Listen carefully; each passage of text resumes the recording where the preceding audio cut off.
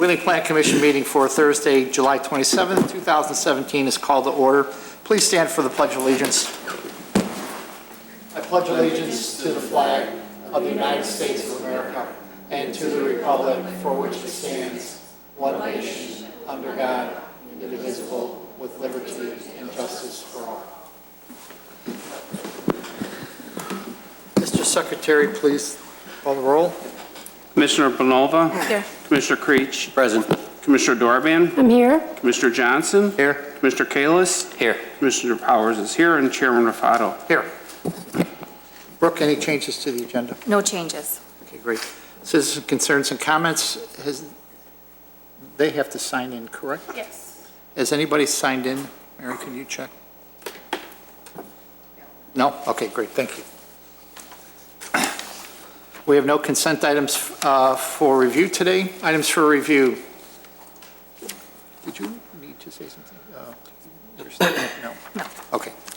Docket number PC 17-11, Promise and Fulfillment Church, 5110 through 6360 Capitol Drive, minor site plan and appearance approval of landscape modifications. Brooke?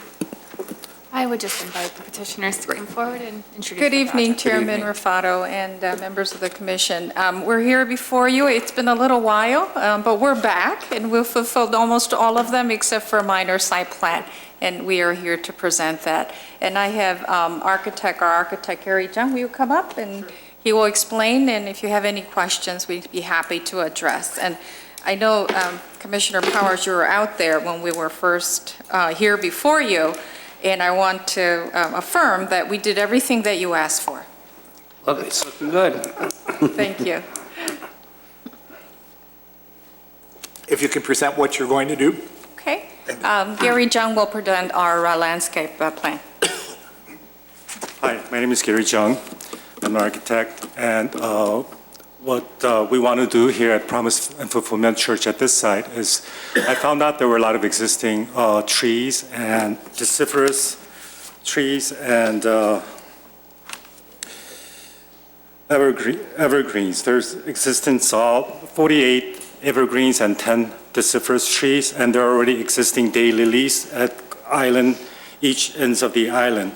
And I'm not sure if that's really clear, but you could see at the ends of the island, I designated existing daylilies. There's like all over the site.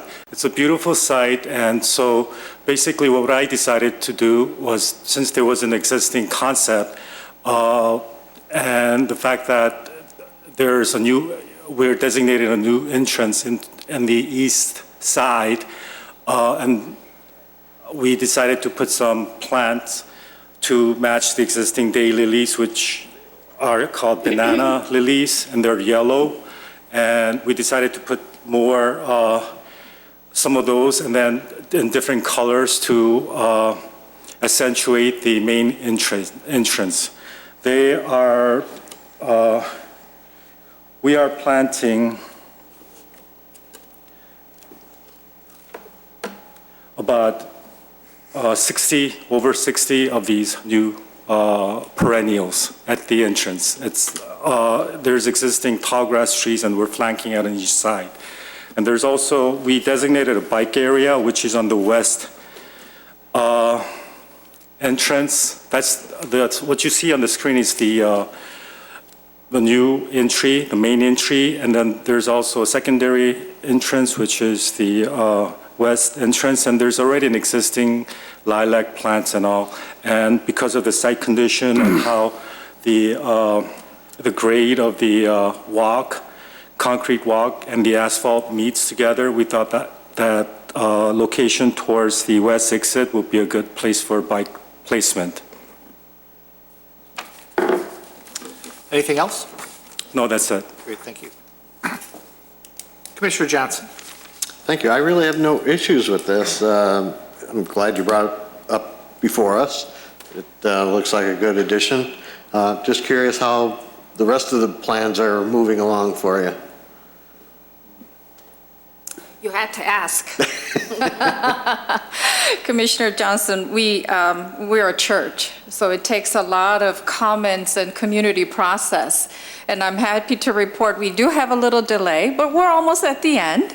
Our construction permit should be, if the staff come back from vacation, July 30, 28, we should be getting our permit. And we've already selected a great, confident general contractor. So we hope by Thanksgiving we will have service there. And you're all invited, and we'll send out invites. All right, very good, thank you. Thank you. That's all I had. Commissioner Blanova. I don't have any questions neither, thank you. Commissioner Powers. I don't have anything. Commissioner Dorban. I have nothing, thank you. Commissioner Creech. I also have nothing, thank you. And Commissioner Kalis. Nothing here? Thank you. And I have nothing either. Looks nice. Very nice. Thank you. Thank you very much. Do I hear a motion? So So moved. moved. I'll second then. Motion by Commissioner Dorban, second by Commissioner Johnson. Mr. Secretary. Commissioner Dorban? Yes. Commissioner Johnson? Yes? Commissioner Bonova? Yes. Commissioner Creech? Yes. Commissioner Kalis? Yes. Commissioner Powers votes yes, and Chairman Rafato? Yes. We'll have one thing for you to sign, and then you can be on your way. Thank you very much. Thank you. Good luck. Thank you so much for your time.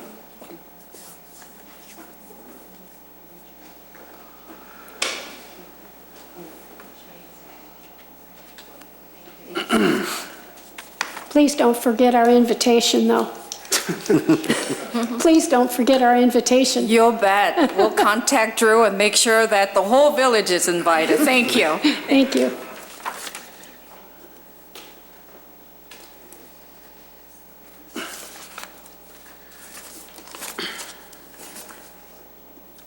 If you could just come and sign these two things.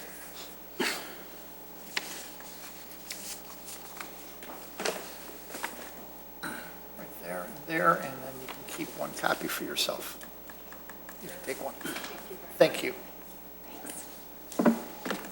Right.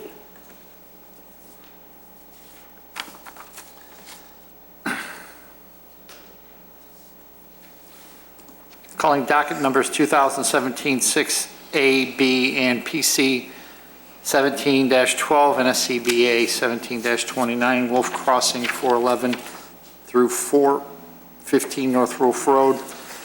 6A, special use site plan approval of a preliminary planned unit development for multifamily residences. 2017-6B, special use site plan approval of a final planned unit development for multifamily residences. PC 17-12, approval of a preliminary plat of subdivision. And SCBA 17-29, appearance approval of a subdivision sign. Mr. Secretary.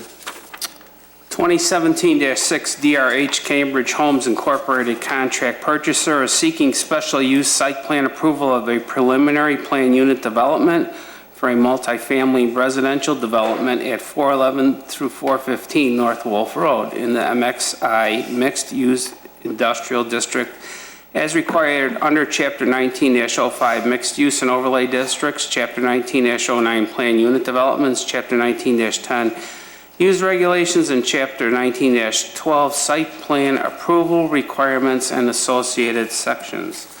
Standards for a special use. A zoning special use is defined in Title 19 of the Village of Wheeling zoning as a use of a parcel of land that requires review and consideration before approval due to circumstances or effects on the surrounding properties that may adversely affect them. In order to be considered for a special use, the petitioner is required to demonstrate through testimony to the Plan Commission at the public hearing why the request meets the conditions of the village code, including but not limited to how the proposed use will not damage the enjoyment or use of the surrounding properties. Prior to the public hearing, the petitioner provides written statements meant to show that their request for a special use meets the standards established in Title 19. The Commission chairperson will typically direct that these statements be entered into the record without a full reading of them at the hearing. Based upon the testimony and supporting materials submitted, the Plan Commission will make findings in support of or against the petitioner's testimony and report those findings to the village board. Mr. Chairman. Thank you. Brooke, any? I have a couple things. First, I'd like to state that the staff report and submittals of the petitioner are part of the public record. And second, I'd like to note a typo in the staff report on page 11 of the report is with regard to the relief being sought from the municipal code. Number 4, it should state, reduce the minimum required distance between 2 three-story buildings from 40 feet to 13 feet 2 inches. What page of the packet is that on? And 11. Page 21. 21? 21. Thanks. Could you read that again? It should state, Which number? number 4, Number 4, okay. reduce the minimum required distance between 2 three-story buildings from 40 feet to 13 feet 2 inches. Thank you. So if the petitioner could come forward.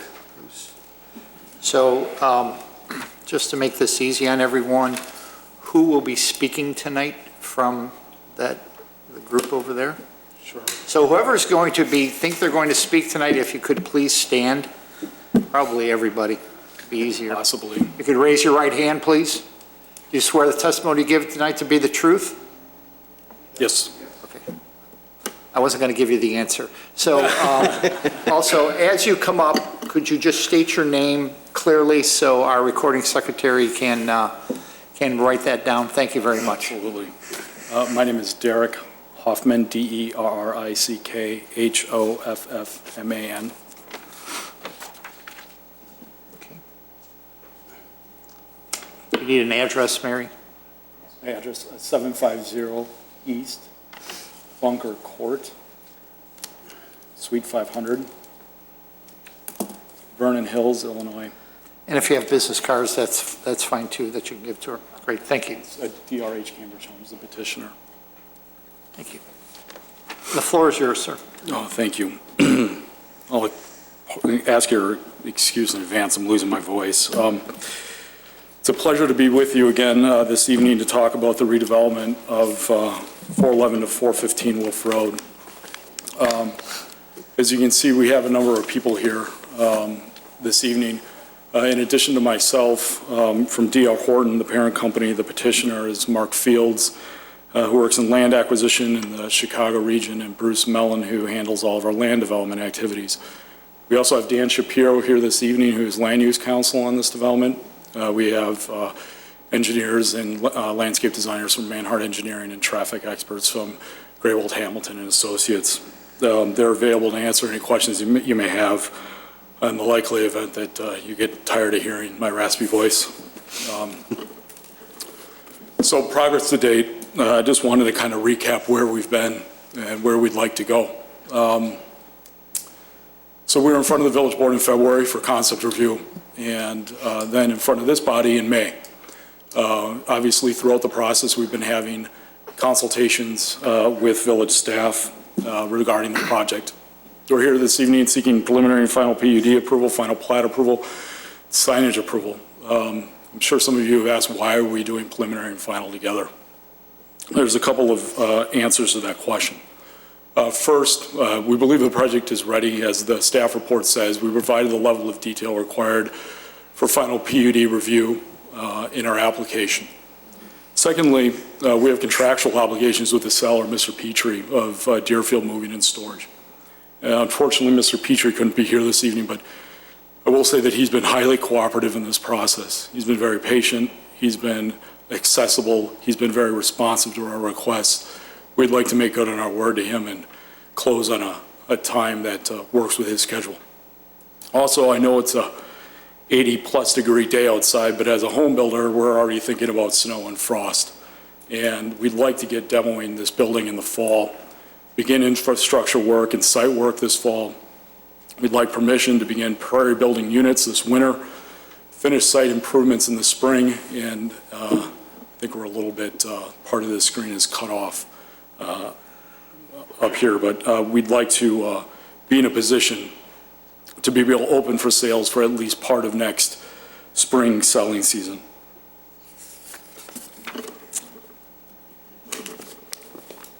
So what I'd like to cover tonight, I'd like to give a brief summary of the petitioner's background. There may be some people who are seeing this project for the first time. I want them the benefit of hearing a little bit about who we are, and in addition to that, a quick overview on the site. I think, again, it's a good idea to kind of recap for people that may be looking at this for the first time as well. Also, you gave us some very good feedback in May. There was some good feedback in the staff report as well. So I'd like to walk through the issues that were raised and tell you how we're planning to address them, or at least what our thoughts and opinions are on the subject for your consideration. So quickly about the petitioner. D.R. Horton is the largest home builder by volume in the United States. We have been for the last 15 years. We're very proud of that, and it's not an easy accomplishment. We're currently active in 78 markets in 26 states around the United States. Last year, the company closed over 40,000 homes around the United States. We'll close more homes than that this year. And we're very proud of our brand of portfolios. Our D.R. Horton brand and Emerald brand serves our move-up buyer. Our Express Homes provides an excellent first buyer entry-level home opportunity for our first-time home buyers. And our Freedom brand serves our age-targeted and age-restricted buyer. And just in case there's any questions, in terms of Wolf Crossing would be branded as a D.R. Horton community.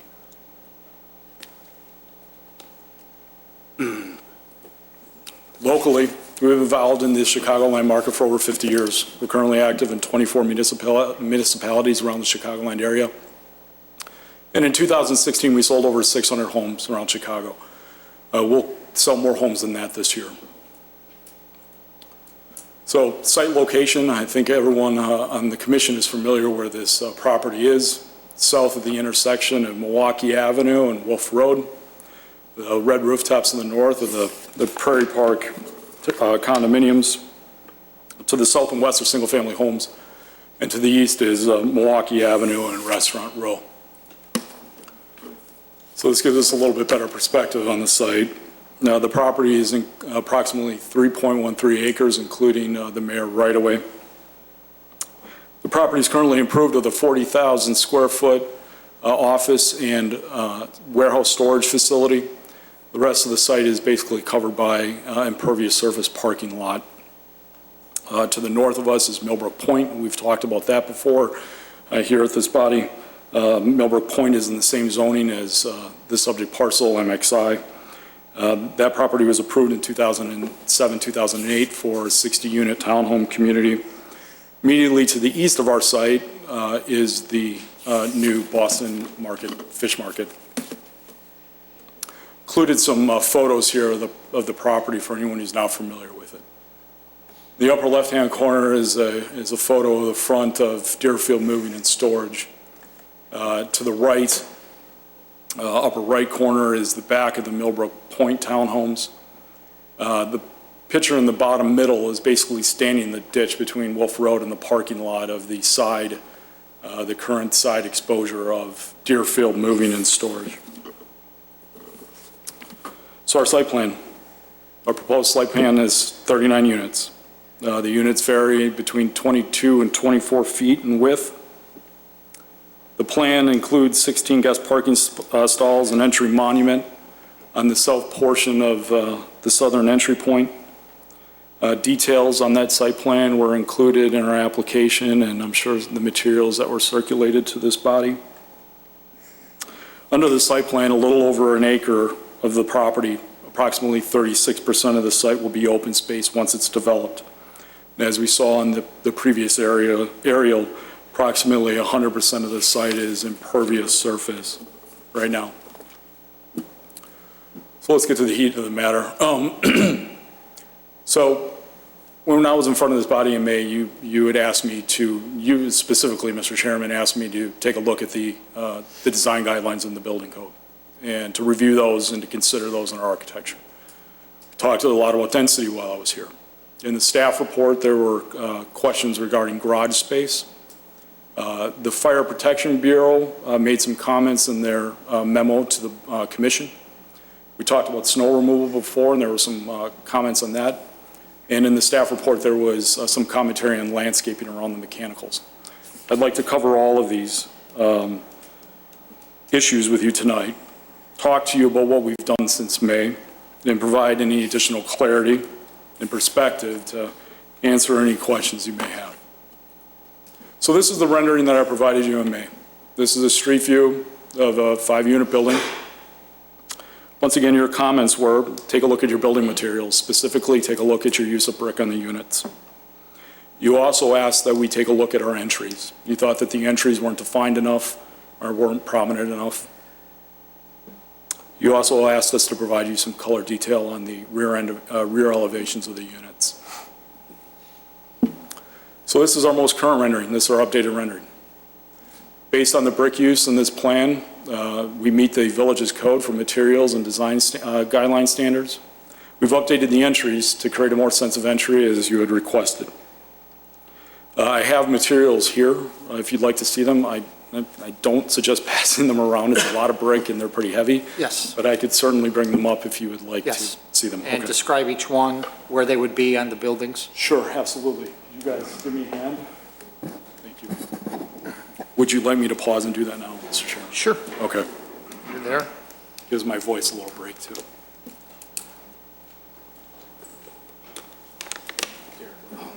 I just put them up in front here, please.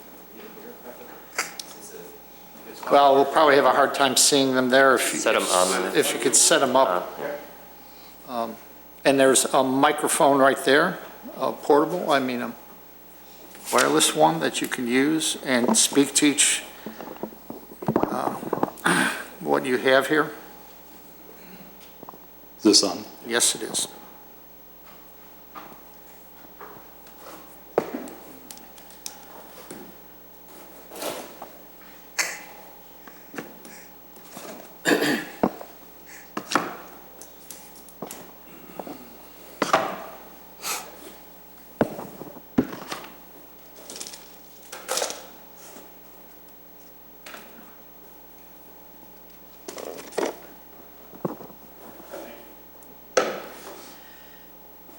I'll start left to right.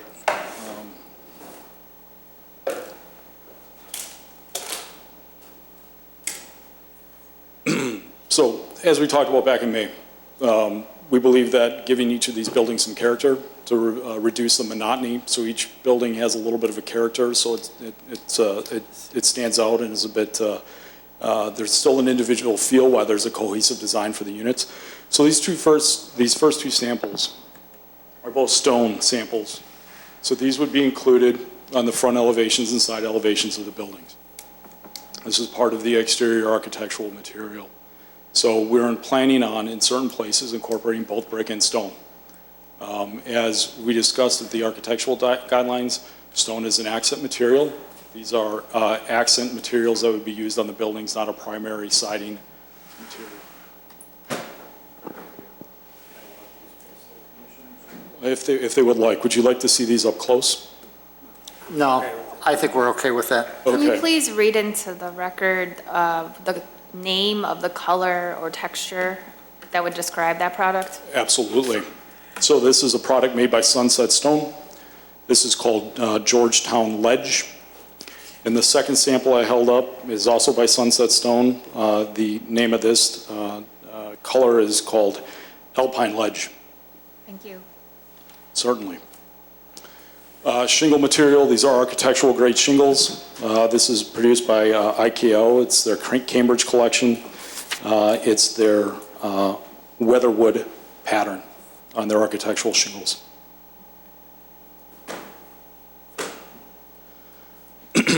As I talked about, I've got a lot of brick here, right? We talked about a lot of variety, but I will read these all in. Now this is, just so we're all clear, for ease of carrying these things, they just did a cross-section on the brick. It's going to be the actual full-size, conventional size brick, but for the purposes of the samples, they cut these to make it easy. So this is a product produced by General Shale. This is called Oldham Tudor. This is also by General Shale. This is called Essex Tudor. This is a product also by General Shale called LWM Shadow Gray Tudor. Product by General Shale. The name of this product is called Keeneland Tudor.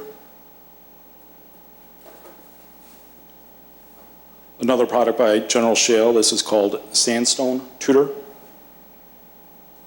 And one last product by General Shale. This is Scottish Manor Tudor.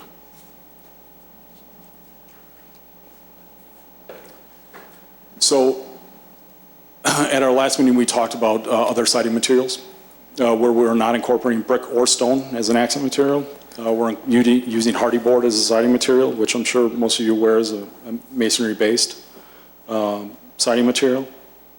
I have 5 colors that were included in our color packages that we sent you. This is called a Deep Ocean. This product is by Hardy Plank. Timber Bark, again by Hardy Plank. Rich Espresso.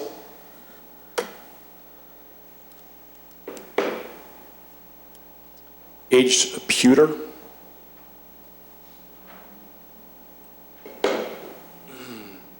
And Arctic White. Now these probably are small enough to hand around, whatever. Would you like to take a look at them closer up? Anyone? I'm fine with that. Okay.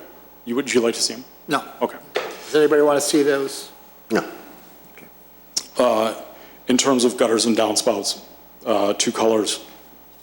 This product is by Rainwear Selection, provided by ABC Supply Company. We have a linen color.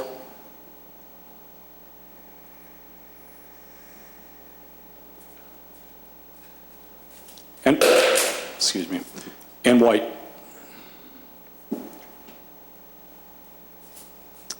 In certain instances, we're planning on incorporating shutters on the units. Shutters are black.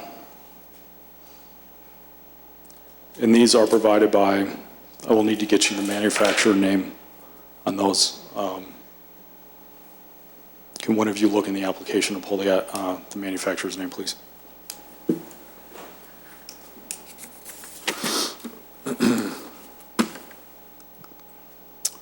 So what else have we done? So we saw the samples. Just a reminder,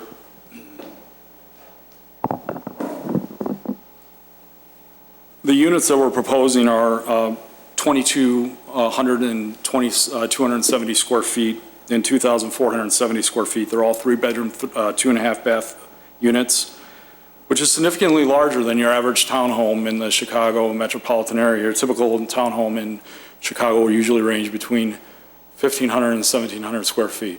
These are 2,270 square feet, 2,470 square feet. On the rear elevations, we've incorporated brick as well. There's a 10-foot by 10-foot patio behind each unit for use of the residents. The units facing Wolf Road that are going to be visible for the street, we've included a bump-out bay window. And as articulated in the staff report, we've done extensive landscaping along Wolf Road to provide additional visual appeal for the units for cars driving by. Density. Another topic we discussed in May. So I'd like to talk with you about it a little bit further this evening. But this area gives you a little perspective on Millbrook Point to the north. I know we talked a lot about that. I'm not going to go back into that subject tonight, but I wanted to put our side plans side by side. I know we had talked about some of the difficulties that exist. I think if you take a look at the roadway configuration, the open space, I think it gives an interesting perspective on the 2 developments. So smart development equals smart growth. What is smart density, I guess is the question, right? Well, ultimately, that's for you guys to decide, not for me. But I'd like to respectfully ask that you consider a few factors in determining if the proposed density is appropriate for this site and this location. First, the village's comprehensive plan. The village's comprehensive plan is very clear that the village would like to see redevelopment of industrial and office uses along Wolf Road, and that new restaurants and new residential, multifamily residential, should be encouraged. I think our proposal gives some delivery on that vision. Secondly, I would give you some context and think about the surrounding area. Again, I'm not going to talk about Millbrook Point. I think what is important here, though, is what's to the east. Restaurant Row. Community has a number of businesses on Restaurant Row. The national trend in terms of density in urban studies is encouraging more and more density to be pushed closer to commercial cores. Why is that? It puts more people within walking distance of those establishments. It lessens impact on traffic, lessens impact on infrastructure. More people closer to Restaurant Row can only help those businesses, and it can encourage new businesses to open. The site is also less than a mile from the new town center development. I think I can say with relative certainty that our target buyer here is someone who would consider absolutely walking down to town center on a spring or summer or fall afternoon to spend their time in the new development. You know, I was in a neighboring village not long ago. They were updating their downtown plan. And as part of their downtown plan update, they had hired an economic consultant. And he said something that I found very intriguing. That people who visit restaurants by foot typically spend 20% more than people who arrive by auto. It's an interesting thing to think about, given the proximity of this site to the major restaurants and Restaurant Row and the amenity that is in the village of Wheeling. Next, I would ask you to consider the development plan itself. So I talked about last time, this development plan functions. The road layout was changed per staff's comments. There's been extensive feedback on this plan from staff, which we incorporated to ensure it functions. We increased the building separation at the chief's request to make sure that he and his guys could get to the rear of the units if needed. We prepared an analysis on the proposed hydrant plan to make sure that there was adequate coverage. The guest parking meets the standards of 0.4 spaces per unit. Lastly, I need 39 units to make this deal work economically. And although we are in an existing TIF district, I'm not asking for any TIF district money to do this deal. I'm doing this on a standalone. That includes putting vaults under the streets. That includes demoing the building. That includes all the infrastructure work that needs to happen on this site. I know everyone has their opinion on density. I get it. And I really appreciate it. But I respectfully ask that you consider what we are proposing for this site is reasonable in the context of other developments that have been approved, and consider the overall benefits of approving this plan. Another item that came up in the staff report was garages. So 2 cars can fit into these garages. They can be parked there. There's also an additional bonus room off the garage. And we're going to talk about that a little bit more in a minute. I think it's also worth noting that around the greater Chicagoland area, D.R. Horton has sold over 650 townhome units with a 355 square foot garage. The average garage size of Wolf Crossing would be 357 square feet. This is one of our best selling products as a 355 square foot garage, and the garage size is not an objection. As I mentioned last time I was here, this is the first time we're going to build this product in Chicago. We picked this site specifically to do that. So when I got the staff report and I saw that there were comments about the garage, first thing I did is I called up one of our divisions out east that just opened a brand new community of this. They've had fantastic pre-sales of these units. I said, talk to me about the garages. What are you hearing from your clients? They said, what do you mean about the garages? I said, well, I'm getting feedback from a village staff about the garages. They said, we haven't had a single objection related to the garages. I think it's important to note, too, that our target market for these units are young urban professionals. They're early adapters of new technology. They buy smaller vehicles. They need smaller garages. The national trend, as everyone here knows, is for smaller, more fuel-efficient vehicles, hybrid and electric. We're planning, the days of large, oversized garages going away because the vehicles are changing. In fact, I think it was last week or the week before, Volvo, major car manufacturing company, announced by 2019, 100% of their lineup is going to be either hybrid or pure electric vehicles. They're not going to have a single car in their lineup with a pure gas combustible engine.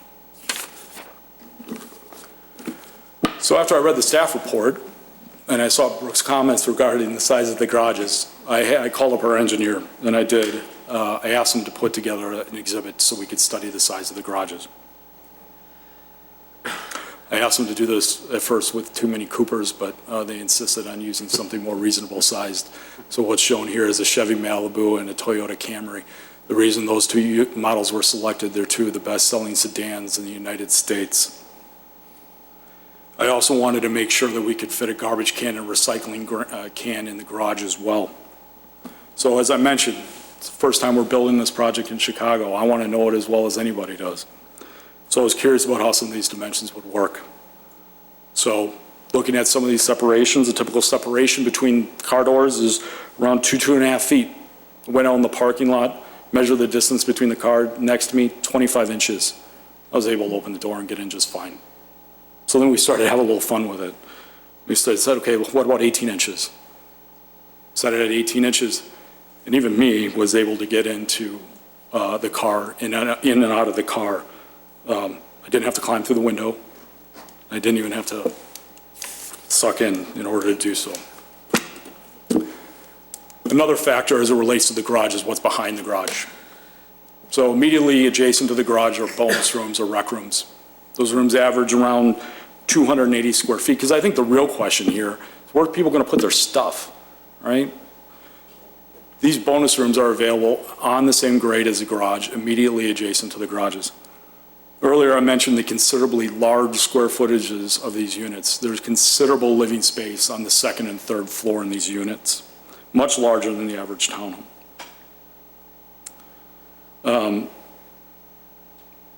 There's ample living space on the second and third floors, as I noted. And the square footage, as I referenced earlier, the 2,270 square feet and the 2,470 square feet, this does not include the garage space. So that's everything, that's pure living space in those calculations. I wanted to make you aware of this because I think it's an important question to ask. Where are people going to put their stuff? And I think it's important to take the entire floor plan into consideration, not just half of it. So next, I'd like to talk about fire protection analysis. So we got some comments in the staff report from the Fire Protection Bureau. You know, our thinking about fire on this project started day one. So, and that thinking was only enhanced after my village board meeting when I ran into to the chief in the hall, and he gave me some very, what would I say, direct feedback, only the way the chief can, about what he thought about my road configuration and my site plan. So based on that conversation, we set up a follow-up meeting with the chief. We pulled all the units off the plan. We said, okay, let's start with the roadway first. Let's design a road that works for the fire department. And then we put the units back on. And that included spinning units, breaking up some units. But we started there. We also performed, as you see in these depictions up there, an extensive analysis of the fire hydrants. And as the chief educated us, it's not the radius from the hydrant that's important, it's how the hose rolls. So we wanted to make sure that we had coverage on the entire site as the hose rolls. These coverage maps, by the way, don't include two existing fire hydrants that are on Wolf Road. So those obviously would be available in addition to the hydrants that we're planning on site. Sprinklers are included in the design of all the units. That's village code, well aware of that. They mentioned in the Fire Protection Bureau's report that they would like us to see, would like us to post fire lanes. Absolutely, no problem. We will absolutely post fire lanes. I'll address, there was another comment in the Fire Protection Bureau related to a potential conflict between a hydrant and a mailbox pad. And there was also a snow issue, and I'll address both of those here shortly. So hydrants and mailboxes.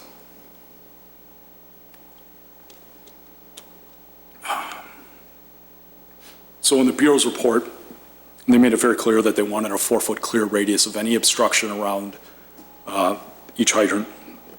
Completely understandable. So what we did is we took the hydrant from the very outermost point, not from the base, but from the very outermost point obstruction on the hydrant, and drew a 4-foot circle around it. These circles that you see in black here are the 4-foot radiuses. I think, although it wasn't said, it would make sense that Fire Protection's Bureau primarily concern was the fire hydrant in front of Unit 19. You can see the close proximity of this rectangle here of the concrete mailbox pad. Based on the radius, that pad is outside the 4-foot radius for that fire hydrant. I think it's also important to note that that mailbox pad, it's a concrete pad, it's 6 foot by 6 foot. Top of that pad is going to be a ganged mailbox. We talked about the need to do ganged mailboxes here per the post office. Those mailbox units, those ganged mailboxes are 32 inches wide and 18.5 inches deep, centered on the pad. So the furthest obstruction on that pad is definitely going to be the pad itself. The mailbox will be centered within. In the interest of clarity, I wanted to make sure that no one felt like there may be protrusions hanging over the side of those concrete pads. Snow storage. So we discussed snow storage last time I was here too. So this is our snow storage plan.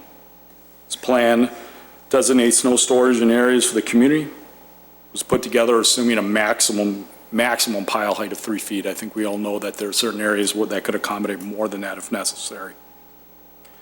Fire expressing concern over snow storage behind the guest stalls.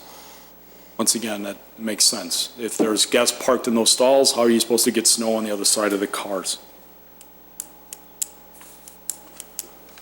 So what we're proposing to do this, and I heard your comments in May about your concerns about snow storage and how certain units may end up with snow in their driveway, and would that be fair? Is that going to function?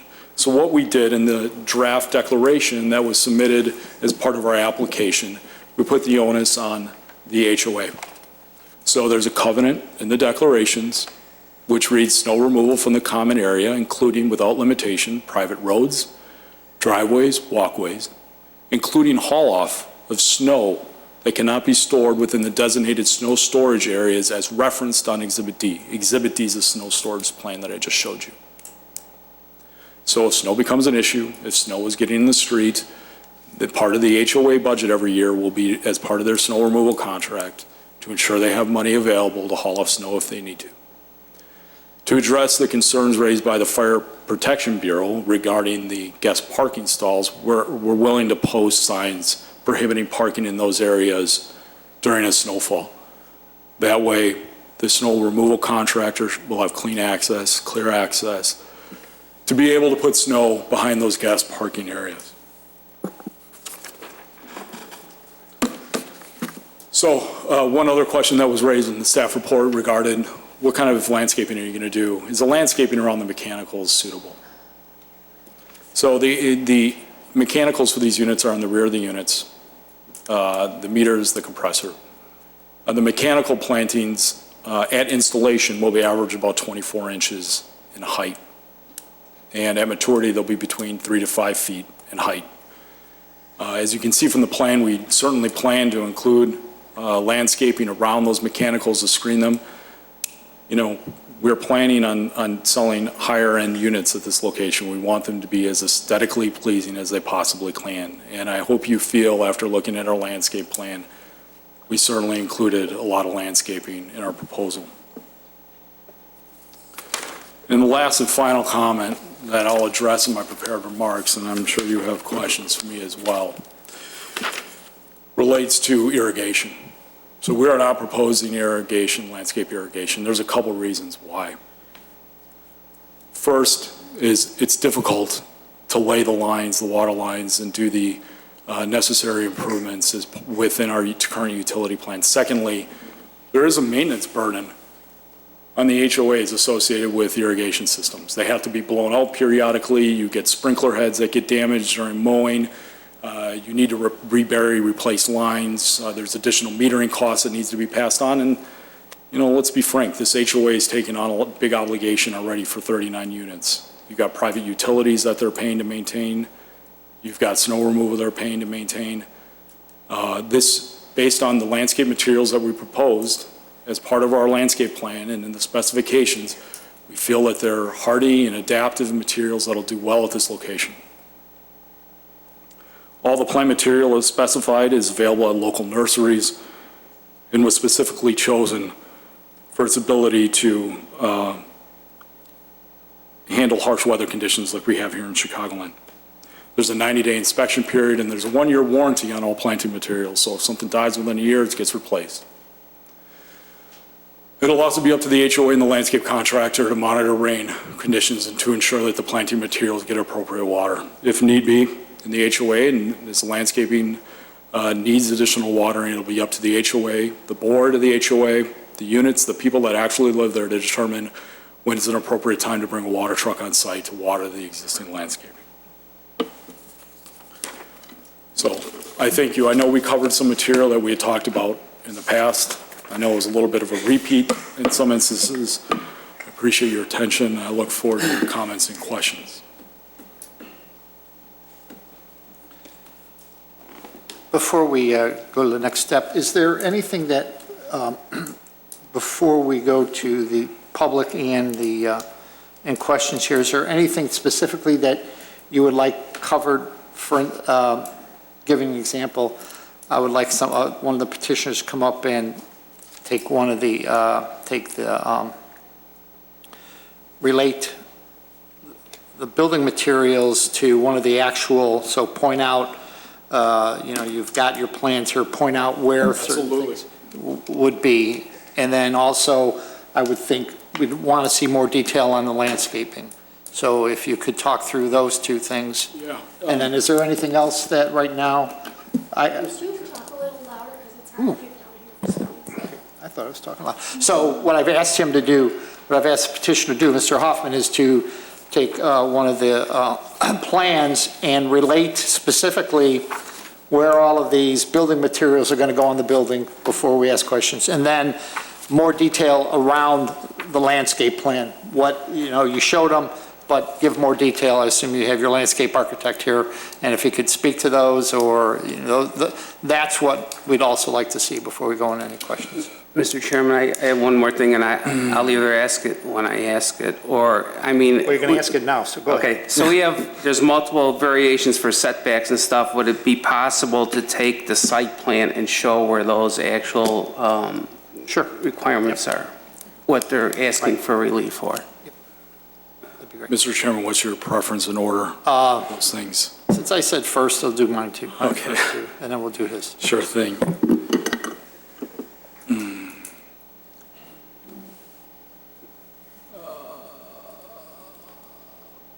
Brooke, maybe you can give me it. I can scroll. I have all the elevation plans, as Yeah. well as these. Do you want to put up one of the elevations? You can pick one. The materials are spec'd by name on the elevations.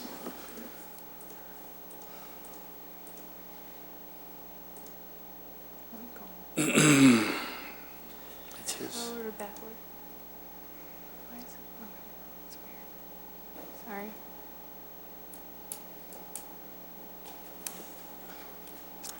Well, that's certainly hard to see, isn't it?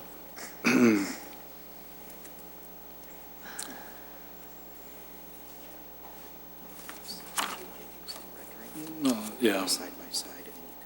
No, I got it.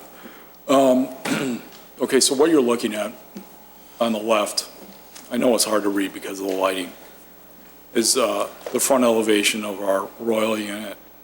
This would be one of the 2,400 square feet units.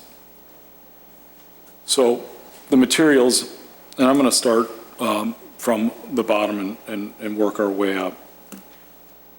So the material, I know it's very hard to see the detail here, but there is a solder course, a brick solder course over above the garage. And there's also brick siding on this unit as well. That brick siding extends up to where you can kind of see the color break here between the two. So on this unit, the material that is spec'd on this unit is the Keeland Tudor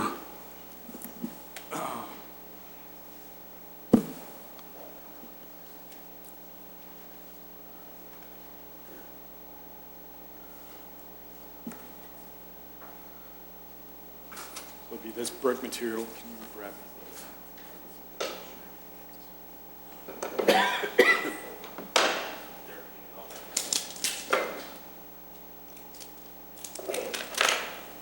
So up until that break over the top of the second floor would be this brick.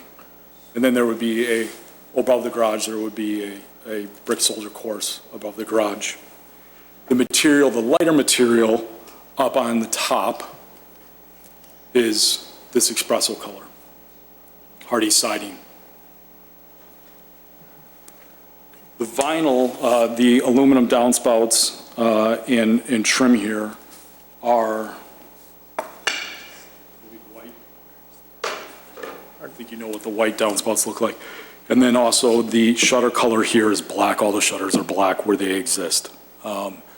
The exhibit next to this, to the right side, would be a B elevation. Why don't we take a look at an Auburn unit if you can flip, just to give some variety here.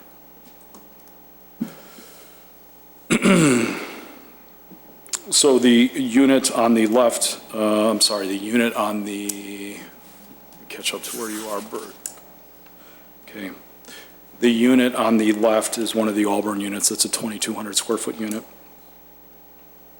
So the material specified here is also the Keelan Tudor. I thought we'd get lucky and catch a different brick. You can see that on this unit, on this elevation, there is an arched brick soldier course over above the garage.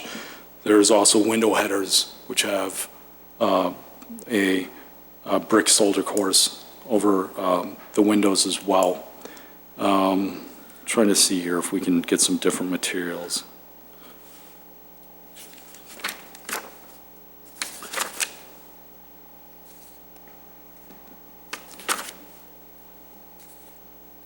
So it looks like what they did on these designs is they included the brick Tudor, right? But obviously these other samples are options that could be included as we move through the plan.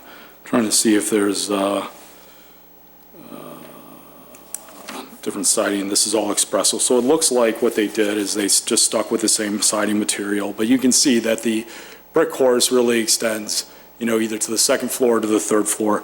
Also, I think it's important with noting, because we talked about this last time too, some articulation in materials to give this a little character.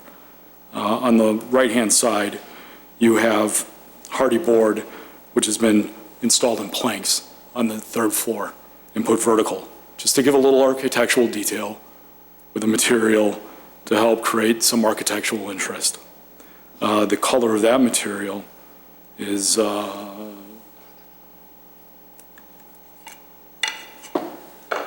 timber bark. So it would be this color. The brick specified on that unit is also the same brick. It's a Tudor brick. So you'd have this brick course up until the first floor. You'd have typical siding of this color, and then you would have vertical hardy planks on the third floor, just to create some definition. I know it gets a little faded. It's very hard to see here on this rendering given our lighting, but this is a projected bay on the front of this unit over here. And then you have two gables up here to create some additional plane breaks and detail. I hope that answers your question, Mr. Chairman. It does. Thank you. Okay. The second issue, you wanted to talk about, what do you want to talk about next? Setbacks, or you want to talk about landscaping? We can do setbacks. Okay. So who from Manhart wants to talk about the setbacks on the site? Brooke, can you put up the site plan? I think that might be the best talking point.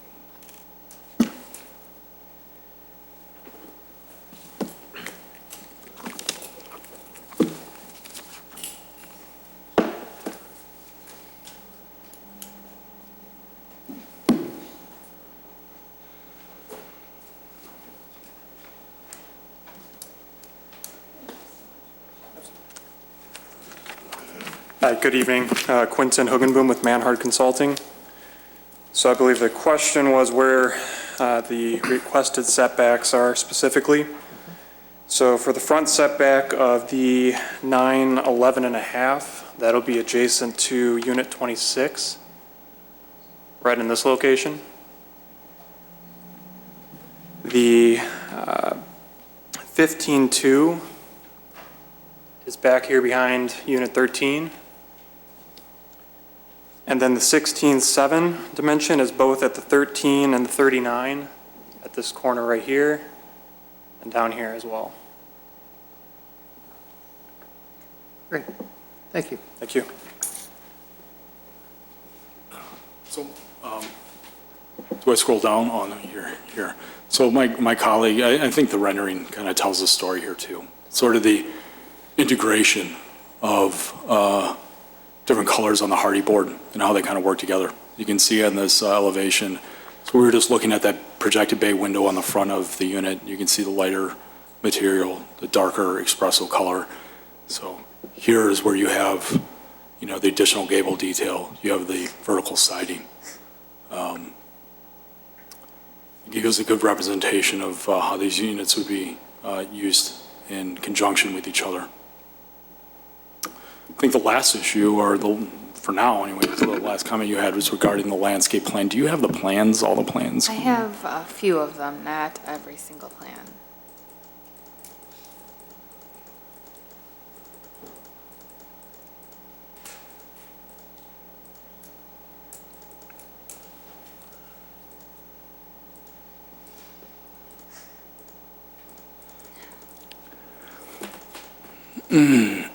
Excuse me.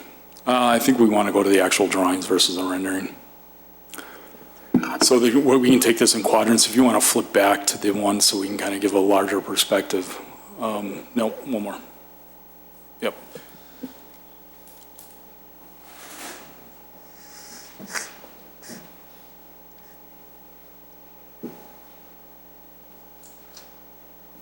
So my suggestion would be that we, I don't want to put words in anyone's mouth, but I think we should probably look at L2 or L4 of the quadrants along Wolf Road. I think that's probably where you want to make sure that the landscaping is where you would like it to be. So if you talk about either L2 or L4, specifically the landscaping. Sure. Hi, my name's Brad Detloff from Manhard Consulting. But yeah, I can talk about L2 if you want to go to sheet L2 on there. So we added a buffer along the Wolf Road that has like year-round interest, including evergreen plantings.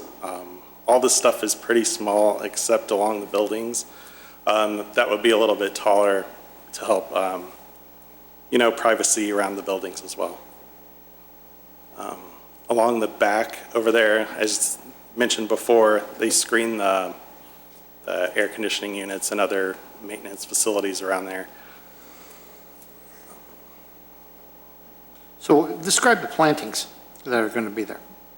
Yeah, so it's a mixture of evergreens and deciduous A material. little bit more, like, A little bit more? what do they call it, genus? What is the names? Right. Things like that? So, yeah, we have pine trees along like west of 14. So that would be some limber pines and junipers, but also looks like some hydrangeas as well as some burning bushes along that outside. Basically, and the reason why all that is behind that triangle is because, it can't get anything taller than 3 feet. But yeah, you have a mixture of grasses as well. And then some maple trees are kind of what's along Wolf Road as well. Okay, I'm sure we'll have some questions. Okay. for you. Great, okay, Sure. thank you. Do you need more information about? No, I think that's a good start for right now. Okay. And then we can go. Yes, Can I jump in on that? sure, of course. My name is Bruce Mellon. I'm with D.R. Horton, If you could just spell your last name, sir. M-E-L-L-E-N. Great, thank you. Same address that Mr. Hoffman gave. If you can jump back one page on that landscape plan. On the right there is the list of all of the species Right. that are present in the landscape plan. so we could go through them in more detail if you'd like, but that's the list, and it's my expectation that that list conforms to the village standards and species list that's recommended in the ordinance. Okay, great, thank you. Right. So this is a public hearing. Is there anyone in the audience that wishes to speak on this petition? Yes, sir. Mr. Stylen, raise your hand. Do you swear the testimony you give tonight to be the truth? Sure do, yes. And your name and address, please? Terry Stylen, 473 Briarwood Drive, Wheeling, Illinois. Thank My you. question is, when I first looked at the packet last Friday, I happened to notice that the plans had a lot of brick veneer scattered all over the plans. Tonight I heard no mention of brick veneer, but the quote, real live regular size brick. And just want to know, have the plans changed since I saw them in last Friday's release? Or is there a preponderance of brick veneer somewhere that really wasn't mentioned tonight? And the only other comment I'd like to make is, you guys haven't talked about the traffic study, but the traffic report that I saw was probably one of the best traffic reports that I've ever seen, being a former plan commissioner. So that was a job really well done. So if we could get those questions answered. Thank you. We will, sir. Thank you.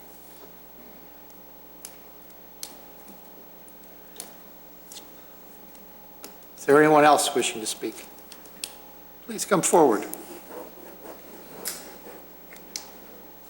Please raise your right hand. Do you swear the testimony you give tonight be the truth? Yes. And give your name and Sure. address. Michelle Jensen, Jensen, 375 3rd Street. And I apologize because I have not seen the plan, so maybe my question is not valid, but my question is about the landscaping on the south side between our houses, which is at the north end of 3rd Street. Is there going to be some kind of a berm, trees? That's just my question. And any kind of fencing or anything like that? So you're on 3rd Street? Mm-hmm. Okay. Oops, I just, So very close. we will find out for you. Okay, thank you.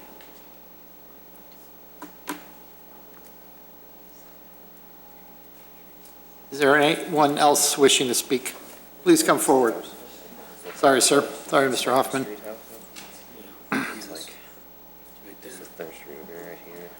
You swear the testimony you give tonight to be the truth?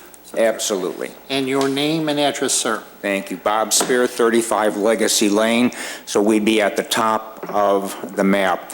My questions, I guess it's mostly in terms of questions and kind of dovetails on what the young lady just mentioned.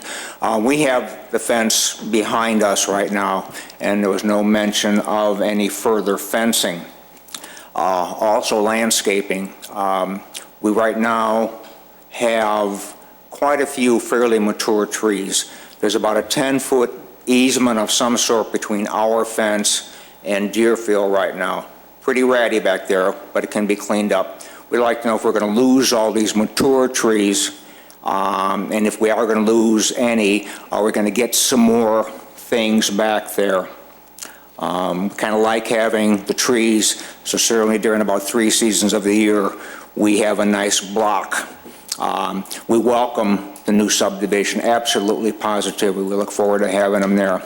My other concern was there's some mention about a retention pond. I don't see it in the drawing. That would be kind of cool to have a pond back there. Everybody likes a pond.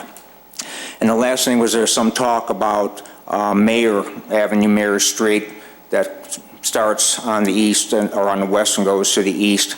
Is there any further discussion about whether or not to run the road through there, or to have a path. A path would be nice. It's always nice to have another walkway between there and getting over to Milwaukee Avenue.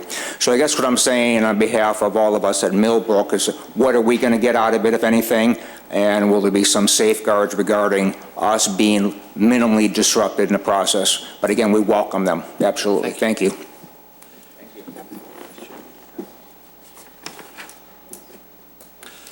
Mr. Hoffman, is anyone else wishing to speak? Nope. Come on down.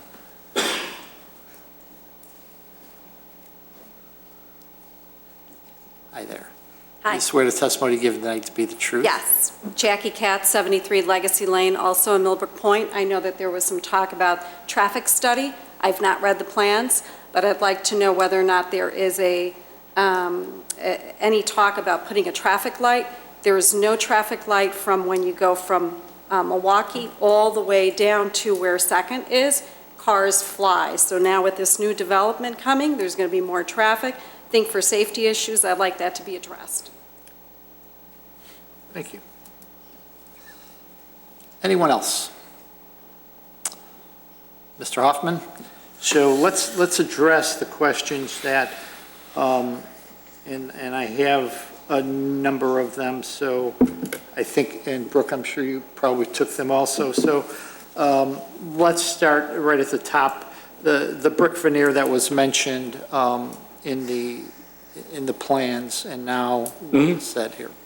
We can start with that one. Yeah, I think it's just a nomenclature issue. It's standard conventional brick that'll be installed on the outside of the units. Okay.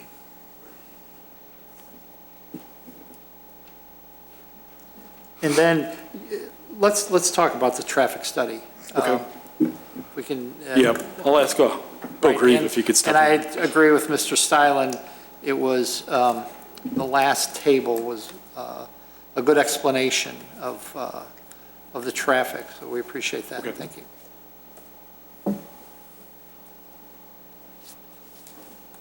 Thank you. I'm Bill Grieve, Senior Transportation Engineer with Gaywald Hamilton Associates. We did the traffic study. What I can say is that a lot of times traffic engineers come up and say they did the usual where you count cars out there, then you add the new cars, and then you just analyze that. But we did a couple of safety enhancements as well. We took a look at the fact that there's an existing business out there. We didn't subtract that business, so that helps us consider some other perhaps ambient growth from something else that might be developed in the area. The other thing we did is we contacted CMAP, Chicago Metropolitan Agency for Planning, and got their year 2040 projections for Wolf Road and factored in an additional growth factor on top of that. So one of the best things about this development right now isn't what's planned for the site, it's what's planned for Wolf Road. IDOT in their 5-year plan, in their next go-around, is proposing, and is planning, is scheduled, and is paying for Wolf Road to be widened to have a center two-way left turn lane all along here, from here all the way down past Dundee Road, from what I remember. There's going to be sidewalks on both sides of the street. The center lane is going to enhance safety throughout for all of the different intersections along here. But one of the things that we tested when we looked at the traffic impacts of this development was what happens if this development is built before the IDOT improvement actually goes in. And from their own IDOT manual, the BDE manual, the Bureau of Design Environment, that's, I don't know, about this thick, there's a bunch of charts and a bunch of monograms that you take a look at, and you're not even close to warranting any type of left turn lane on Wolf Road. Our last conversations with IDOT, they concurred. They said that the improvement is planned, it's programmed, but they have one little caveat that if this development goes in and if there winds up being a problem, that they may want to come back and revisit it. The one lady brought up the idea of a traffic light in here. There's a certain thresholds of cars that you need to be able to warrant a traffic signal. It's from the manual on uniform traffic control devices. And with the little bit of traffic that's out here, coming in and out of Mayor, coming in and out of our development, coming in and out of Legacy Lane, you're never going to meet those threshold requirements. So realistically, if cars are going fast, you would hope they don't, but it might be more of an enforcement issue. And with that, I'd just like to conclude briefly by saying that the traffic generated by this development can be easily accommodated on the streets. Thank you. Thank you.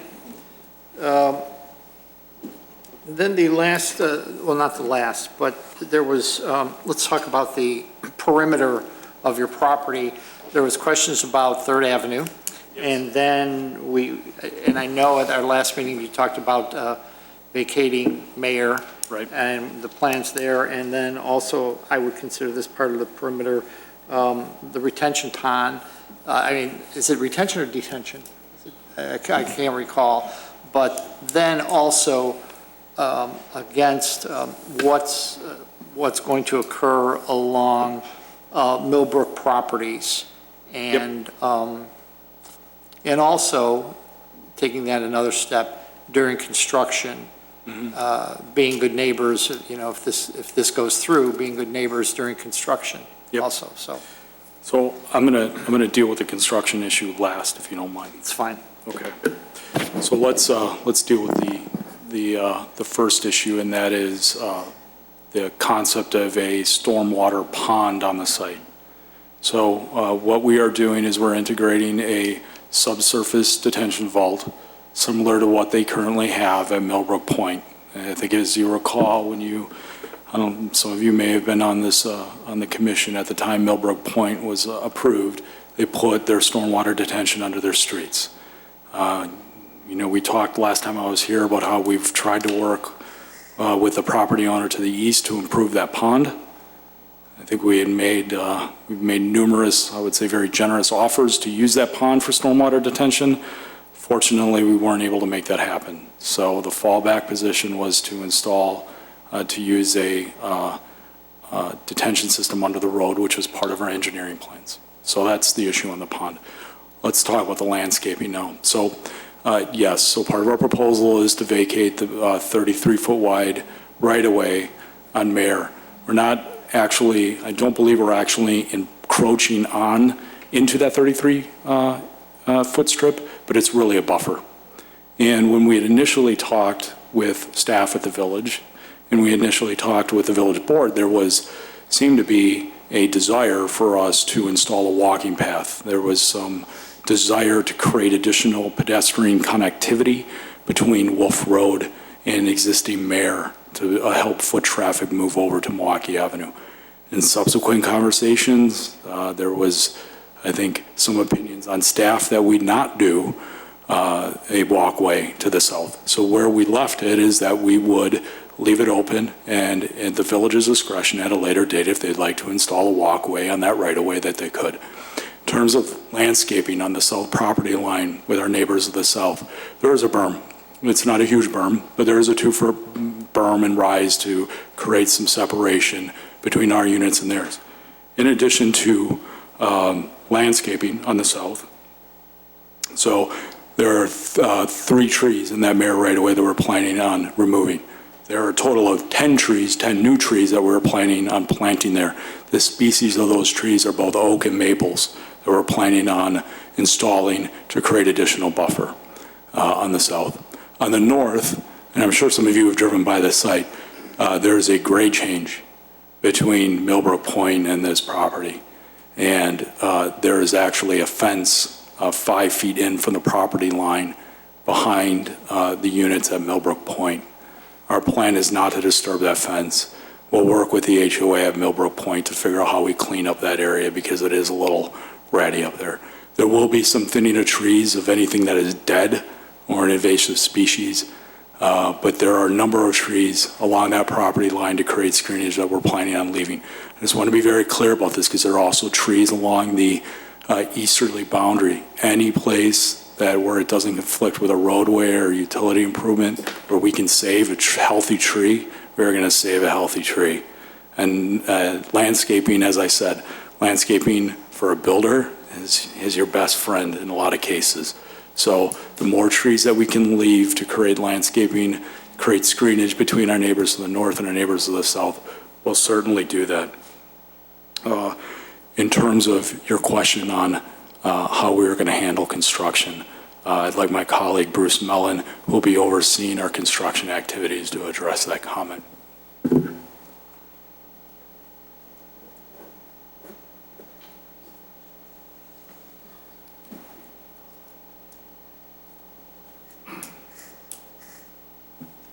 The question was, how are we going to comport ourselves during construction, make sure that we're good neighbors?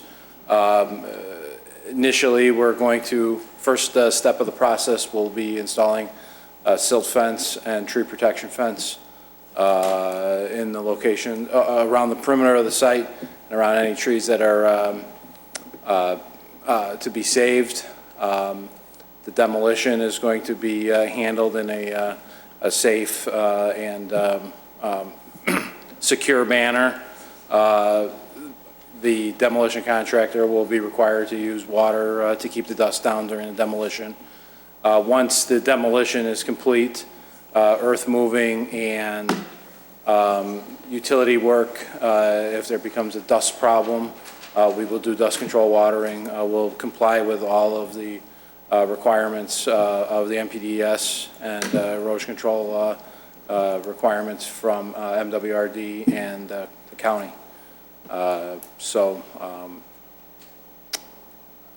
Does that address your concerns? I'm sure we'll have some more questions, but it's a good start. Okay. Thank you. Okay. Ready? You know something, why don't we just take a 5-minute break?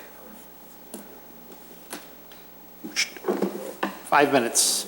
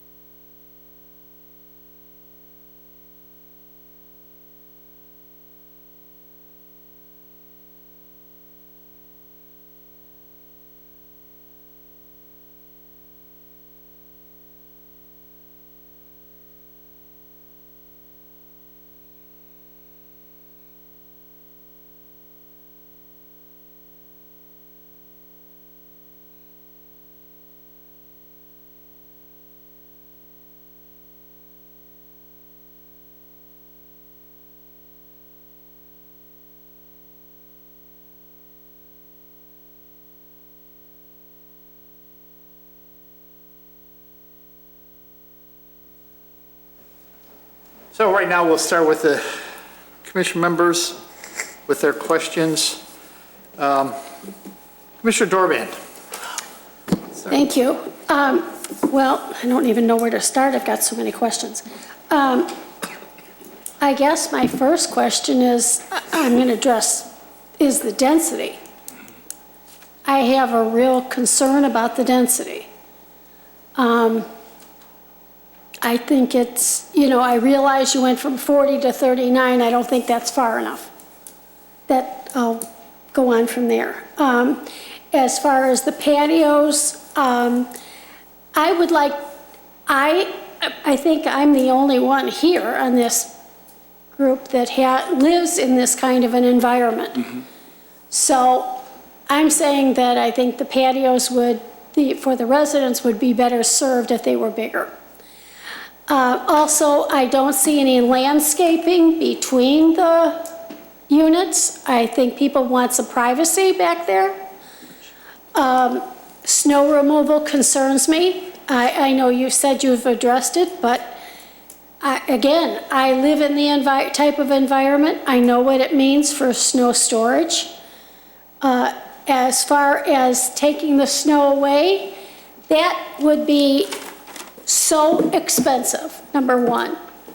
And an association would be extremely burdened by that kind of a situation if they had to take it away. To bring in a watering truck, as you suggested, again, that would be horrible. That would be so expensive. So that doesn't make any sense. And having said that, they really need the irrigation system there. I am one of two in my complex that has an irrigation system.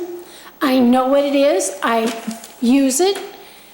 And I think that these people, when you put it in initially, it's much cheaper than if you put it in later. I know what ours costs that we put in ourselves. Yeah. If they had put it in initially, it would have been much less expensive. But I'm on a corner, and I feel that I'm on a corner that's in the front where everybody comes in, so I want to keep everything green and looking good. As far as where these units are, 11426, they are way too close to Wolf Road.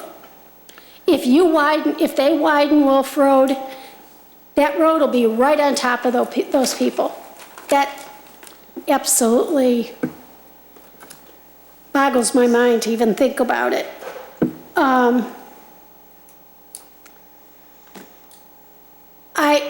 Your car trends, I don't agree with them. I understand what you're saying, but I have 3 adult children, and each one of them has big vehicles. Okay, well, yes, some of their spouses have smaller ones, but each one of them has a big vehicle. So I don't agree with that.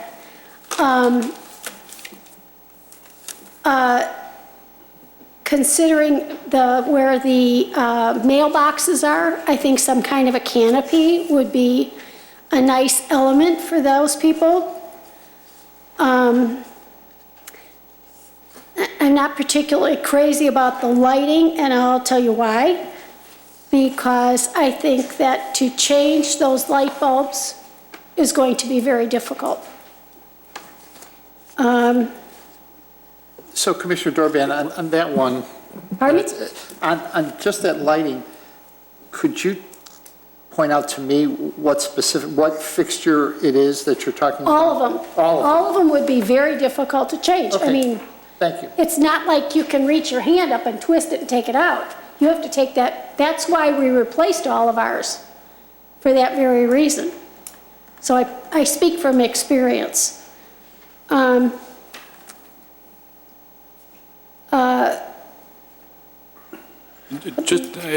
don't mean to interrupt, but just so I'm clear about the lighting, are you referring to the lighting on the units, or are you referring to the street? I'm sorry, I can't hear you. Are you referring to the lighting on the units, or are you referring to? I'm referring to the lighting that's in our packet. Okay.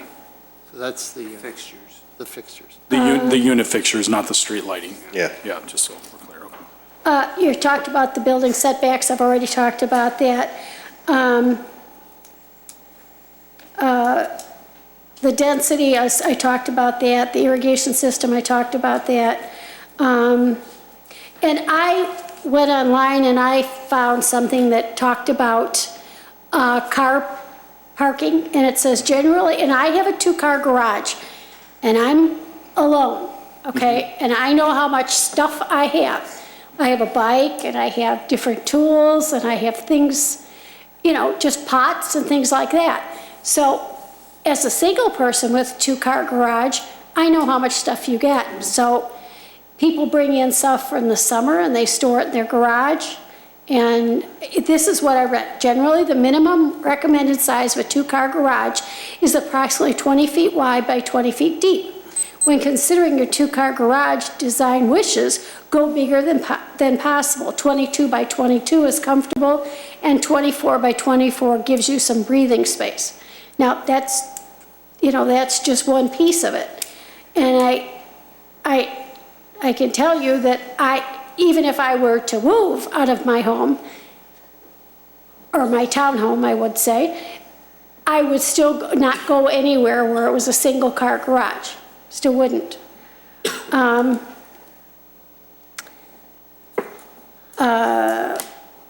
Let's see, there was something else. You addressed the downspouts, am I correct?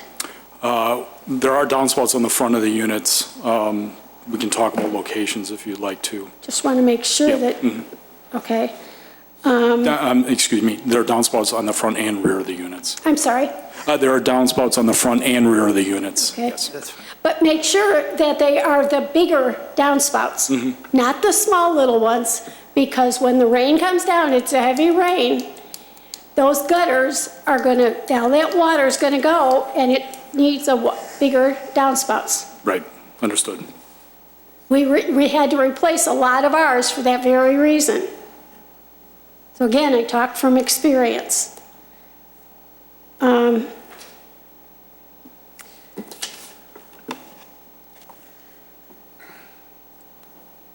me just see if I have any other. That's all I have for now. Thank you. Thank you, ma'am. We're writing these down, so I'm sure we can adjust those. Commissioner Johnson. Thank you. Well, since we're just talking about gutters and downspouts, is there a rendering that shows them? There's not, but I can show you where they're located. Okay, please do. Sure.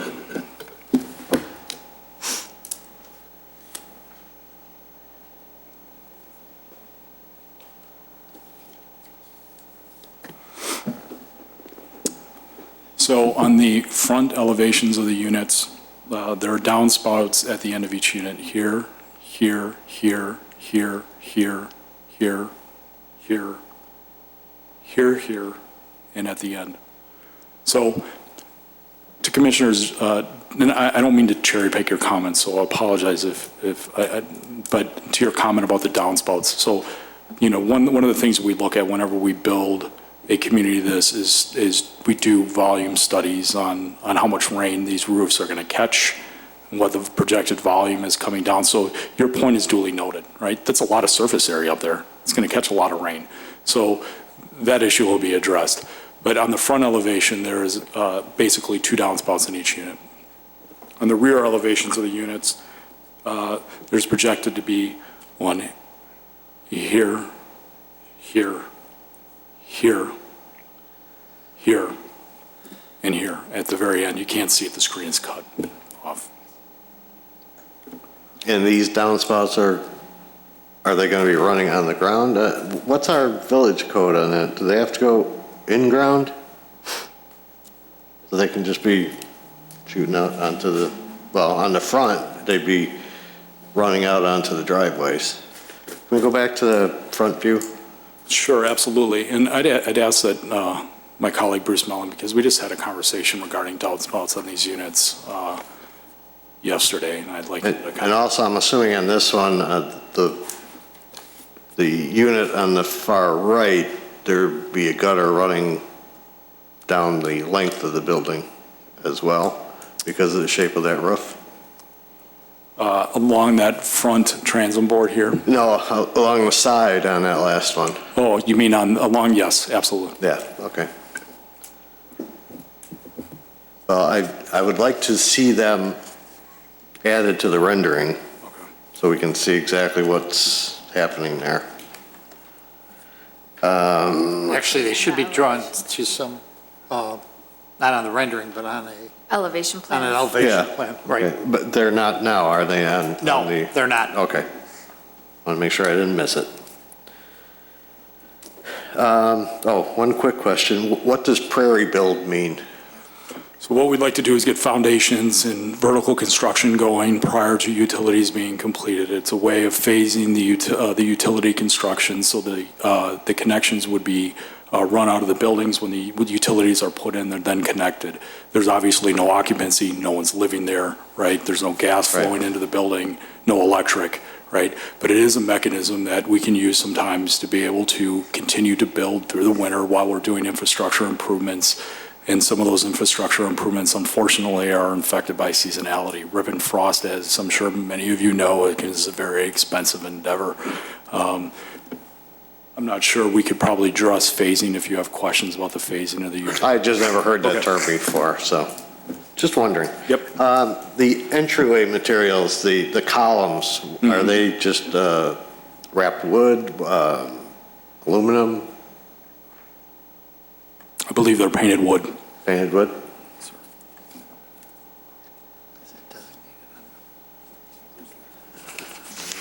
see.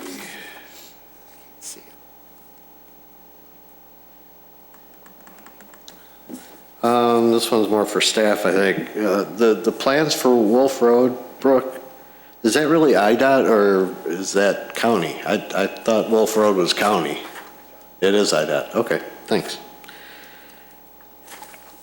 Will these units have outside water spigots for the residents to use?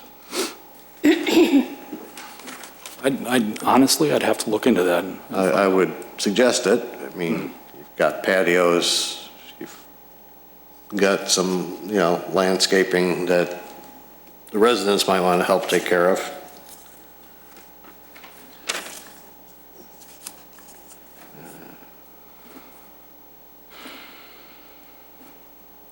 And this one's for the fire department. The variation that gets the buildings within 13 feet, is that something the fire department's good with? Yeah, that was one of the items that we had brought up because of the cornice overhangs, which was a different dimension between the buildings than the exterior walls. And based on the materials that they've shown, they're within the requirements in the building code. Okay, thank you. I think that's all I have for now, sir. Thank you. Commissioner Powers. Thanks. First question, you have the sample of the brick and the stone, the far two on the right there. Is that for the sill area? Where is that being used on these plans? So if I went to an elevation, where would I see that you're going to use that stone? The accent stone? Yeah. Yeah, so if I can come back to that, we'll find an appropriate elevation and point it out. So if you can just give us a second. Okay, that's fine.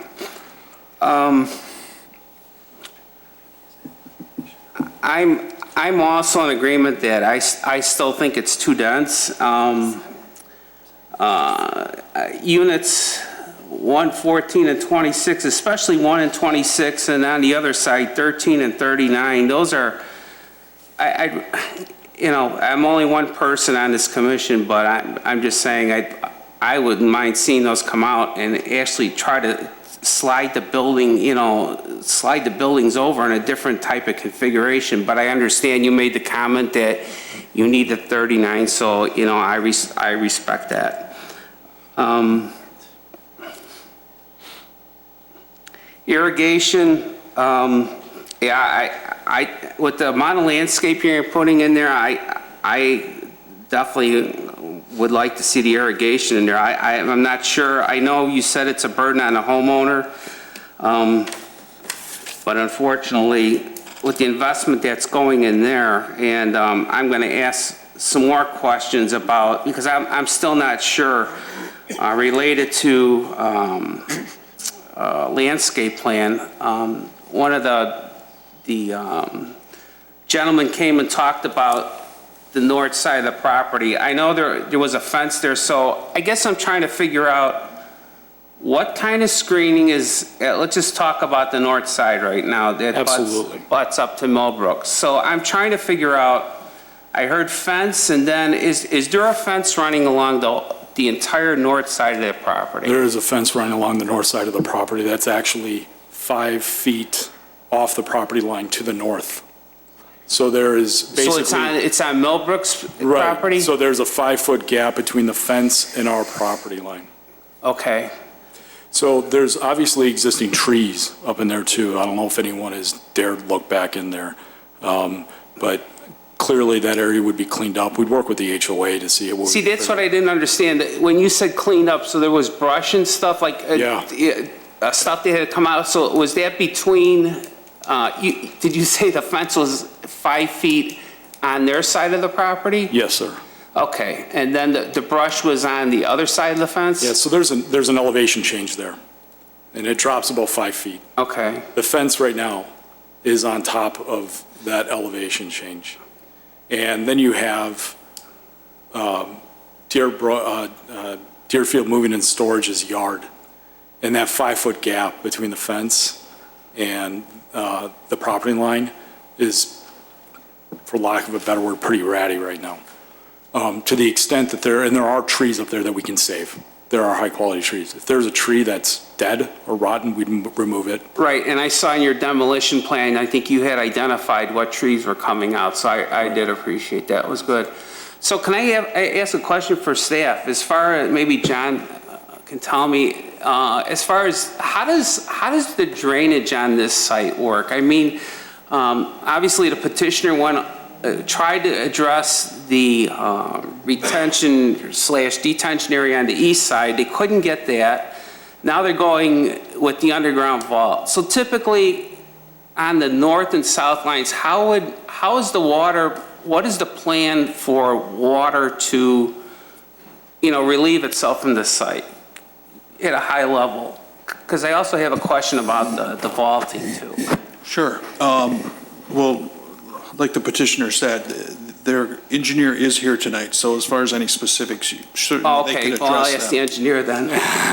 Sorry, John. But it's okay. It's a pretty straightforward system, though. There is a storm sewer system that's along the perimeter of the property, because all of the new impervious, all of the disturbed area does need to be picked up and conveyed to the underground detention area. Okay?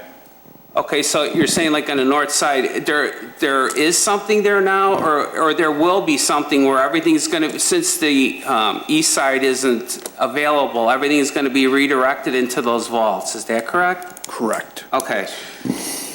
That being said, can maybe the engineer can describe for me, reverse pitch and gutter. So can somebody explain to me that concept? How does it work with the vault? I mean, the vault's here, and is like the parking lot pitched where everything hits the parking lot? It's like pitched into this gutter that goes into the vault? Is that how that goes? I'd like to know how that worked. It's the first time I heard about a reverse pitch and gutter. Hi, my name is Jim D. Alexander. I work at Manhart Consulting. We're the civil engineers for the project.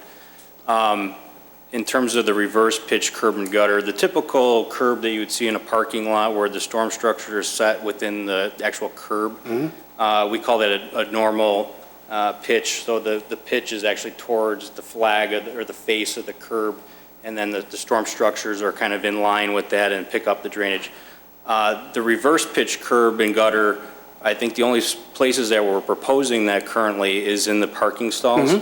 So the stalls will actually be slightly higher than the street and pitched towards the street, and then we'll have a depressed curb that's in, so we have our standard roadway and the curb that's in the roadway. So that'll be consistent throughout, And where we have the parking stalls, it's going to be depressed, so people could drive over it, no problem, but the drainage could still be conveyed in that, in the gutter, I guess you can say.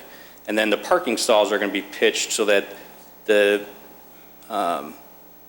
very ends of it are going to be pitched towards that gutter, so that we're not adding additional low points in there and everything kind of drains as a typical street would. Okay. In terms of the drainage, though, just to kind of answer your question, as Mr. Tack had mentioned, we are providing underground stormwater detention. It's located mostly in the open space areas on the plan, and we have storm sewer provided throughout the neighborhood. It's designed for the 100-year storm event, so that, you know, we did inlet capacities along all of the storm structures to make sure that we can get the water in. It's conveyed to the detention system and then slowly discharged. You know, the existing site right now is 95 to 100% impervious, and basically we're taking it down to, I think it's 60% roughly impervious now, so we're dramatically reducing the amount of impervious on the site, and we're providing stormwater detention in accordance with the Metropolitan Water Reclamation District and with the village. And so part of that also has a volume control measure, which is what they call the best management practices. So we're taking the water, routing it through the stormwater facility. We're giving it a chance to infiltrate into the ground with the new technologies that we're implementing on the site. And then, you know, any water that doesn't get infiltrated will be released. And everything is kind of draining in a southeasterly fashion. So we're discharging to the storm sewer that's in Mayor Avenue right away. Okay, great, thank you. Well,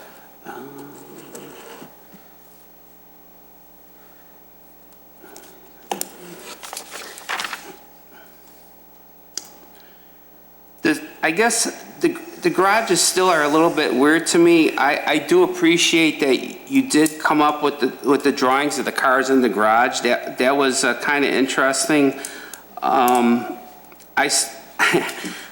The garage is hard because I measured mine today. Mine's 20 by 20, and I have the, you know, I parked my car and I got the 2 feet to get the car door open. Now, I know in your depiction you said it's possible, but if I don't want to pull my car in, what happens if I want to back my car in? I don't like pulling my car in. I back my car in. Is there a possibility that if I'm pulling into one side of the garage, that I'm not going to be able to get out? I'm going to be forced to pull in. So why not give that type of relief? I know it's probably something to do with the site itself, but I mean, it's you know, I'm just saying. I understand your diagram, and I'm not sure about, I appreciate the study too, but I think people are still going to be driving bigger cars, and I understand where the storage room is in the back of the garage. I still have a little bit of an issue, but I'm not sure what can be done for that. I was looking at I was looking for the actual air conditioner units, the location of them. I looked at the elevation renderings. I didn't see it there. I looked at the color elevation renderings, the actual rendering of the elevations. I didn't see it at the rear elevation. The only place I could find it was on the landscape plan. Right. So one of the questions that had come up as we were submitting our application was that there's a desire to incorporate and understand the landscaping around those units. So we felt like this was a logical place to depict it, because we could incorporate it in the landscape plan, because we knew that the landscape screenage around those units was important, so it just made sense to show it together. Okay, I was kind of expecting it to see it on the elevation plan, but I don't know. So can I ask about we talked about air conditioning. Can you, because I was looking for that too, could you tell me where you're planning on putting like a gas meter, electric meter, cable and phone? Where is that going to be located for each unit?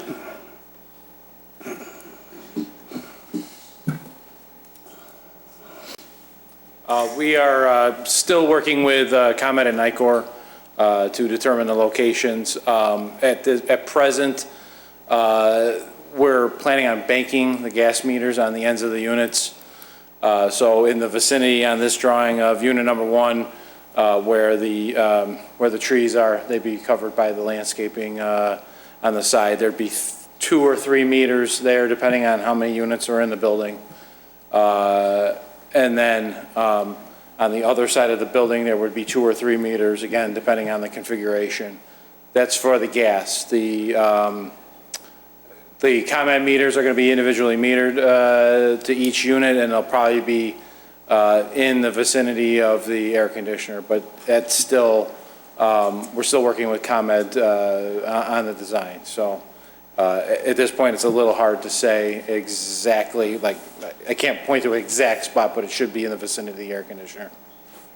Okay, so you will have something, potentially will have something mounted on each side of the unit, right? At this time, that doesn't appear likely. It looks like it'll be both mounted near, in the vicinity of the air conditioner. But I mean, you have here like, here you're showing unit 1, but unit 5's gas meter is probably going to be on the other, closer to unit 5, right? I mean, all 5 gas meters are not going to be by unit 1. Correct. Right. In this drawing, it's going to be 1 and 2, or maybe 1, 2, and 3. Okay. I think on this particular one, we would want to be deferential to the Wolf Road, the vista along Wolf Road, and only put 2 meters on that side. Okay. Put 3 on the other. That would be. And there would be sufficient, you guys feel that there would be sufficient screening to screen that? I don't know. If Landscaper talk to that, but this is fairly typical for most of our townhome installations. Okay. But unit 5 has really got has no landscaping to the side of it, so I'm not sure, what you do with that. I mean, you're gonna have, if you're screening one side, I mean, you may think about screening, the interior. I think Commissioner Dorban brought that up. Well, I do believe that there is landscaping between the units as well, between 5 and 6. I'm not sure where in the presentation that. Can you pull up the landscape plan?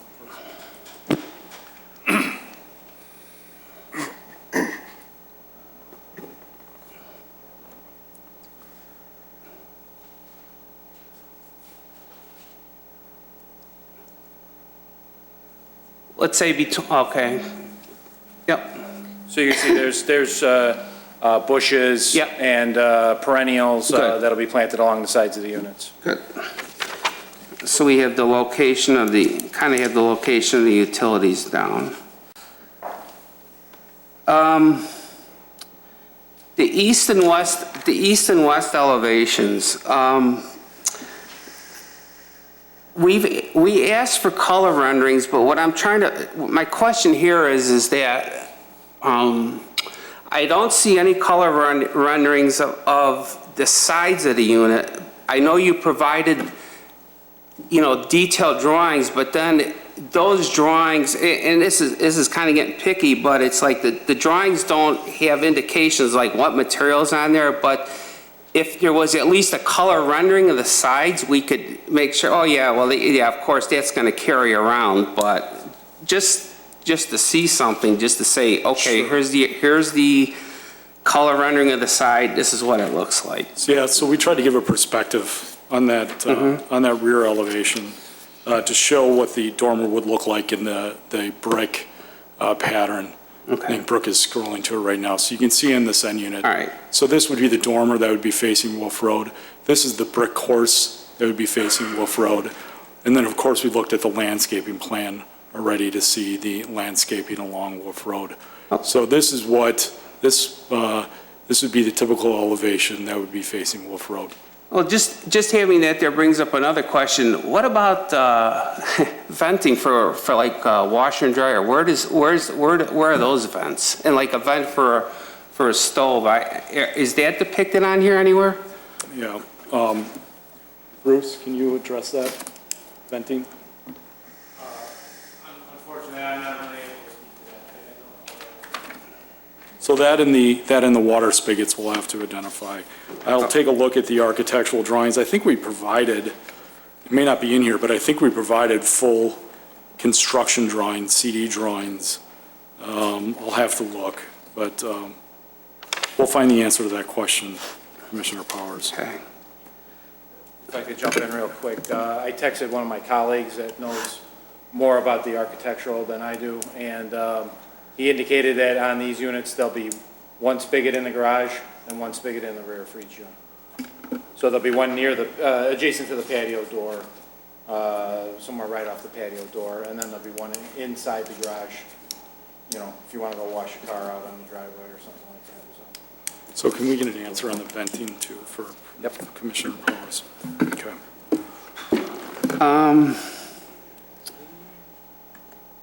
Snow removal, I think that's snow removal is still gonna be an issue. I just see that there's gonna be I feel there's gonna be quite a burden on the homeowner because it's under part of association, but they're gonna have to understand that. That being said, I know in the submittal there was some verbiage in there about the actual, did you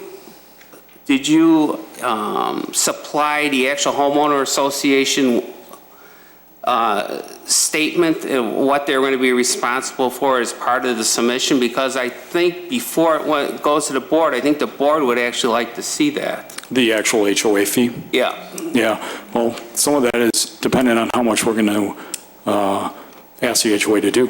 If we're going to ask the HOA to pay for irrigation, for instance, right, that would obviously have a substantial impact on the proposed budget. We have a draft budget right now based on the private drives, the private utilities, maintenance for the vaults, those sorts of items. But some of this, that's a work in progress based on what your recommendations are. Okay, that's fine. I appreciate that. Last question for now is the Wolf Road sign. On your drawing, the sign runs north and south. Is there a reason why we wouldn't want it to run east and west? So is it a visibility thing? Why wouldn't we run the sign east and west so if I'm driving up Wolf Road, I see your sign? Or it's not pitched at an angle, so at least I see part of it. And can you also speak to, it says limestone veneer, so is that some type of a brick, or is that like a wooden, kind of like a wooden frame with something attached to it? Sure. So the signage plan was part of our landscape plan, so I'll have our landscape consultant opine on that. Yes, the limestone veneer would be like a limestone type material. It wouldn't, it would be partly, it wouldn't be full limestone. I believe inside would be precast concrete and then limestone along the outside. So is that a, are we talking like a flat panel or are we talking like actual bricks that make up the sign? No, it would be, I believe it would be actual like limestone pieces that would be it. Can I jump in? We just built one of these signs in our Wentworth subdivision in Green. It is masonry unit core. It's concrete foundation, cast in place, built for frost protection so that there's no heaving issues. On top of that, it's a masonry block and then limestone. It'll be a limestone veneer over the top of the masonry block units. Right. And then a limestone cap. And actually on that one, we did a precast concrete that had a limestone texture to it, so. Okay, I guess the last question, what was your reason going north-south versus east-west as far as how you have this sign? I think it was to help accentuate part of the landscaping as well. Okay. Just around the outside. All right, that's just something I thought about. That's fine. Right now, I have nothing else. Thank you. Commissioner Blanova. Thank you. Most of the concerns were already addressed. The patio side, Was it any reason why you decided not to provide any privacy for, on the patios? Yeah, so maybe we can kill two birds with one stone, if I can just jump in and answer that question. So I think the question had come up, what sort of privacy do these homeowners have in terms of landscaping? So I think this gives a pretty good depiction. You can see the patio here, the patio here, certainly the configuration of the units by offsetting them, and then also incorporating landscaping between the units is what we're using as screenage between the two patio units. I understand there may be a preference for a fence, there may be, this is our, certainly we thought about it in order to give some privacy between each of the units. This kind of gives a blow-up detail of the landscape plan and how we're planning on screening those units.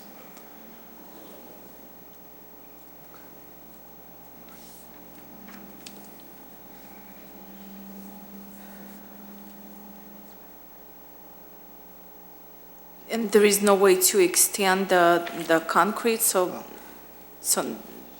they can put like Along, a are you table? referring to along the units Yeah. this way? I think it's a possibility, absolutely. That way they can, It could be, otherwise you never know how they can get creative, and then Yeah, that's- association will have to deal with it. right. So this 10 by 10 foot pad is typical of what we've installed in other units. I think, there's something important to remember on some of these issues, whether it be landscaping or the patio configuration. There's a big vote that, on these units that isn't in this room, and that's Mr. Market, right? So as we get feedback from people, if they say, you know what, I'd really like to buy unit one, but I'd like that patio to run along my unit, we're going to build patios that are on the unit. We're going to come to you, obviously, because it'll be a variation from what we approved. But that's an important concept so far. In our experience in selling townhomes in this market, this is what's been acceptable, and people have been happy with it. If that changes, we'll obviously address it. Nothing about, but you mentioned that it has to be 39 units. Yeah. There's just no way around it. But to deal with the density, probably the only way to keep 39 units at the same time, to be sure it's not too dense, it's probably to address square footage of those units, maybe the corner ones. Is that a possibility, or? Well, then we'd, I think in order to compensate for that, we'd probably be in front of you with more units, not less. We may end up actually going the other way if we're going to start shrinking the unit size in order to, bigger units.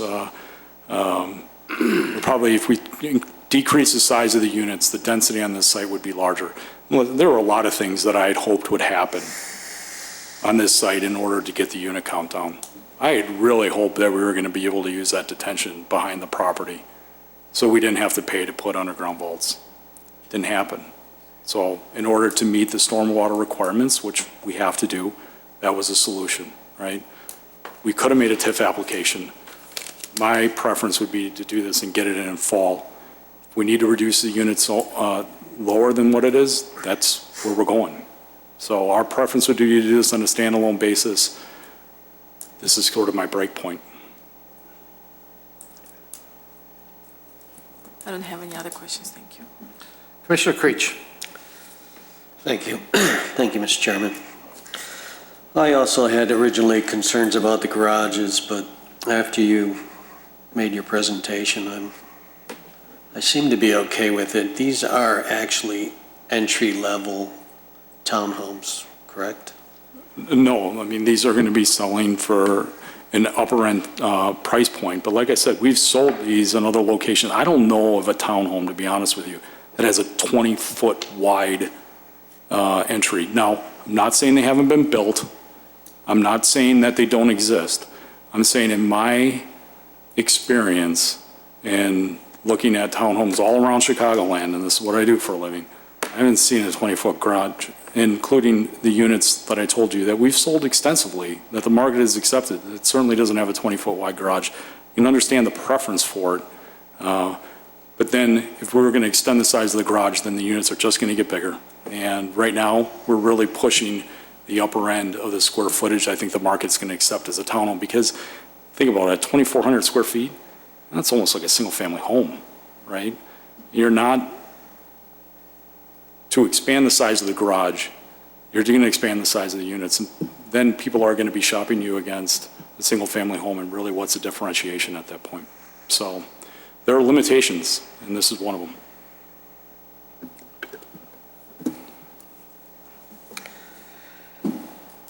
Well, I guess just a question for the engineer, the detention vault.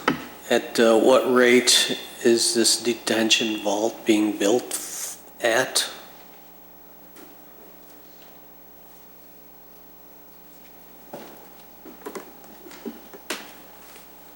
And your question is more on the release Volume. rate? The volume? So we're providing it for the 100-year stormfall event? Which is 1.5 to 1 per what you have to compensate for? Or you have to compensate for the permeable soil that you're Correct. exposing after, tearing down this old building? Correct. We have to model the site. We use the HydroFlows as our modeling system that we use. So we input all the variables in there, kind of what I've mentioned before. We have to look at the existing site, and we're making sure that we're reducing the peak runoff rates that are leaving our property, but we're following the Metropolitan Water Reclamation District's methodology for sizing the storm sewer or the stormwater detention facilities. In terms of we have to adhere to the release rates for the property, and that all kind of factors into when you plug those variables into the model of what volume we were required to provide for the storage for the facility. In terms of the acreage, we're about 3.13 acres. I believe we're providing, what was the final story? We're providing 0.67 acre feet of actual detention volume on the site, as well as I think it's 0.17 acre feet of that volume control that we were physically allowing the water to infiltrate into the ground before it's being released. Okay, back to Mr. Johnson's question about the gutters. Are they going on the ground, or are they going into this detention basin? Because I would hate to see them go on the driveways.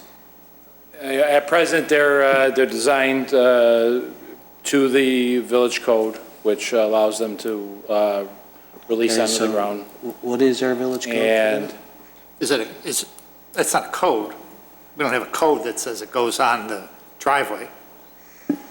No, we don't have a code that says it has to discharge onto the driveway, Right, but the preference is that we surface discharge whenever possible to allow for any type of infiltration that could possibly take place. I understand along the front of these, that's going to be pretty minimal. So if there was a safety issue, we could certainly consider hard piping those, but typically that's not what we do. Minimal how? How do you feel that the front is minimal? Well, there just isn't that much green space on the front compared to the rear yards. Oh. But it's still quite a volume of water off of that roof that's going to be going right into the street, right into the driveway. Hi, Mark Fields, I'm with D.R. Horton. Related to the downspouts, so in the building configurations, there is approximately, I'm going to call an 8-inch of frontage where those downspouts will then drain into the yard area between the drives.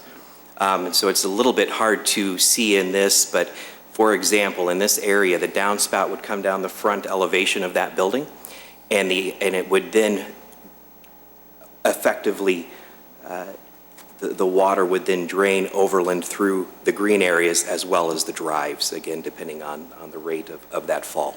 But as these are installed, the intent, right, is to direct them as close to the edge of the drive and into the green space between the drives so that the water is making its way partially into the green area as well as then making its way down to the street to generate or to collect in the normal storm structures.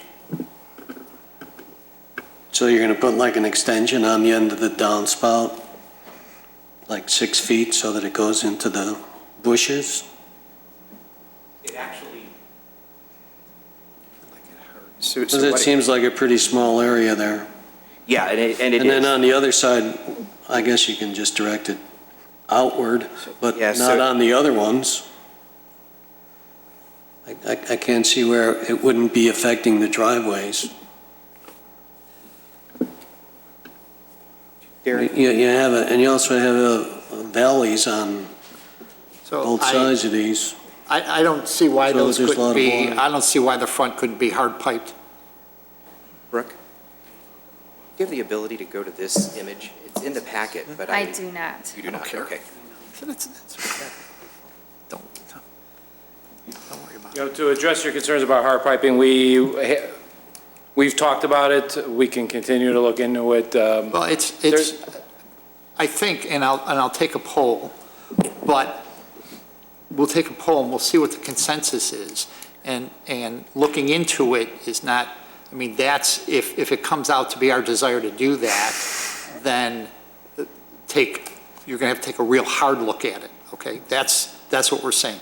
I understand looking into it, but, and I've got it as a note to ask as a consensus what we feel. So when we come to that, then we'll do that. One thing to consider is that hard piping will add a substantial amount of piping coming out to the roadway and tying into the inlets in the streets. There's potential for conflicts with the water services if at some point a We'll water figure that service out. broke, you got to come back and dig it up. You're going to be digging through those pipes as well, so. That could be, yep, but we'll figure that out. So, continue on, Mr. Creech. Mr. Creech. Thank you.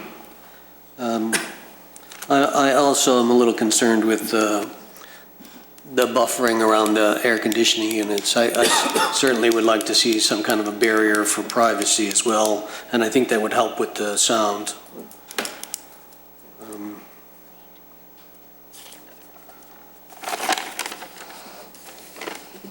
I also agree with Commissioner Dorban as far as, I believe that the whole area should be sprinkled completely. You guys are spending a lot of money on all this landscaping and plantings and stuff like that, and you have some nice green spaces. I would like to see them stay that way, especially like you said, these are, expensive townhouses. I also noticed that you have a lower level option for a bedroom on your plans. And if people opt for that bedroom, you lose the slider and you come up with a swing door, which totally changes the whole look of the rear elevation as far as them being all the same. And then again, as far as sliders go, in your dining room area, you have a slider with just a railing that goes across it. Why a slider and not just windows? Yeah, so I'm glad you brought up. Can I just jump in and address that point? Is that Sure. okay? All right, I'm glad you mentioned that. So one of the things as we go in for building permit that we'll be looking for is the option of being able to put a deck on that second floor, be roughly the same size as the patio below it. So this slider is the way these units were designed. I think in talking with sales and marketing, we'd like to consider the option. Obviously, there's a number of things that would need to be done for that. There are all sorts of code issues that go into it. But that's certainly something we would consider at the time of filing for building permit.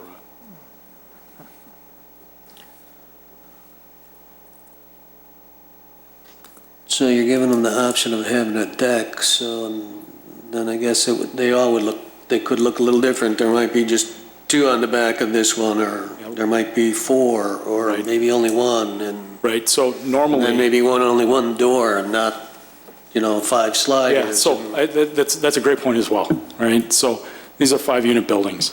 Unlike a single-family neighborhood where you may get a buyer show up and says, I want this house in this elevation on this lot, and you build it for them, you know, typically you're building these units out and you're selling them, you're building them on spec and you're selling them. So if it's determined that it's desirable to do that, then we build the whole unit with them. I would think that would be the opposite. The townhouse or what you're building here, you would want them all to look the same. You would want them all to look the same? Well, Yeah, no, I agree with you.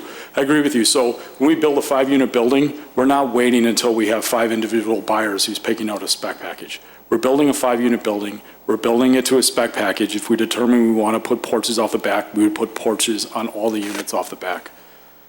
So unlike where you have a single-family neighborhood where someone may come in and they want to customize a house and building on a lot. Say that again now. So you have a 5-unit building here, Yes, and I come in and I want the middle unit, yes, and I want a deck, and I Yep. want a bigger patio, but I want the bedroom downstairs too. So I'm gonna get a deck, I'm gonna get a swing door, I'm gonna get a bigger patio, and it's gonna look completely different than the rest of the units. right. And what I'm saying, normally in a townhome development like this, we're building the entire building, the entire 5-unit or 6-unit assemblage on spec, and we will spec what that is. If the buyer walks in and says, I see how you spec the unit, I don't want that, this is what I would like, then we would take that into consideration when we build the next 5-unit building. About 80% of our construction is on spec. So we're building these units before we have buyers. And we're doing our best to outfit the units in terms of flooring, cabinetry, in this case, a deck, to what we believe the market wants at a price point. So in terms of customizing one individual unit, that's not the way these units are built. They're built on spec before a buyer is to a specification level.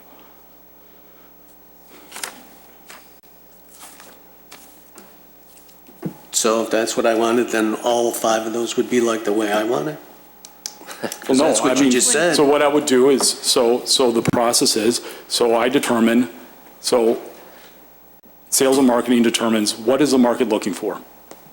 Based on the people that have come in and they've looked at this community, what have they told us they're looking for? Well, we're looking for this type of flooring. We're looking for a patio, right? We say, okay, well, we know we have 3 buyers that have come in and visited us and look at our product, and we know we have a patio. The next 5-unit building we build, let's build all patios or all porches on the next building. And then we spec to what the market is looking for. And then those units are available. And then a buyer would come in and they would look and they would see what the spec level is and they would make a decision if that's how they want to live and if that's the type of unit they want. Well, I don't know, maybe we have to get a consensus on that, because it seems to me that you could have, every building is going to be a little bit different then. It could possibly be a little different. In terms of whether or So this not, building could have all patios and the next building don't? Or if Well, he would have to come, if they were making changes to this and the market changed to make drastic changes to either make the patios larger or add a different feature, they'd have to come and get a minor site plan approval. right, They're only saying that they'd change this if the market really demanded a change. Like, individual unit owners don't get to dictate changes. They're just gonna take feedback from the market, and if so, and if they think the market demands an alteration to the overall plans that they're giving us, they'll come back to us for a minor site plan. yeah, and I'm sorry if I'm not being articulate, Commissioner. She's exactly right. What I want to show you on this rendering is our base plan as it exists today. If the market changes, and the market is telling us it wants something different on the rear of these units, then she's exactly right. Then I would have to appear before you and ask you if you're okay with me doing this. But otherwise, they're gonna build all the units like this, like the plans. Yes. But don't the bylaws dictate what changes can be made? The bylaws are going to say that you can't enlarge your patio. So Absolutely. if you make them all different, you got a problem. Well, not necessarily. So in that case, if we want to make a change of the plan and we have owners that are living here, that's certainly an HOA board vote, right? Do we want to allow buildings to be built of a different thing? If the existing owners there do not want that, then it wouldn't happen.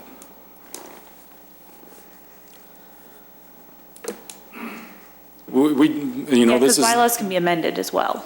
Right. I mean, this is a common scenario that we run, that we deal with in communities that have existing product. The market changes. The market may not, we may have a community that has a minimum square footage in a single-family home community of 3,000 square feet, and it may be half-built because the market doesn't want a 3,000 square foot unit. We may be interested in building units there. We'll approach the HOA board and say, we are interested in building units smaller than that. We'd like a variance, and the board will vote. They may say we want the whole community to be 3,000 units, in which case that we don't build homes. They may say we just want additional pairs, and what you're proposing on a smaller unit works for us, and then we'll do it. It's no different here. If we decide to change the elevations and there are existing homeowners out here, it would be up to the board of whether or not they want to do it, and the bylaws would be amended.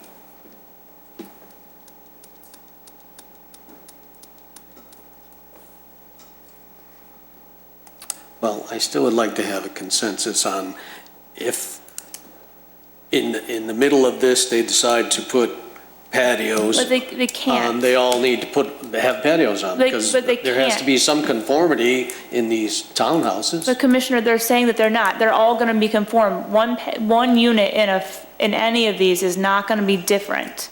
They're building them all to spec, so they're going to be built all the same. The only thing he's saying that might change, and he'd have to come back to us, so that it wouldn't really, they can't change anything. So what they're saying without our approval, so all they're getting approval for tonight is what you see on the screen.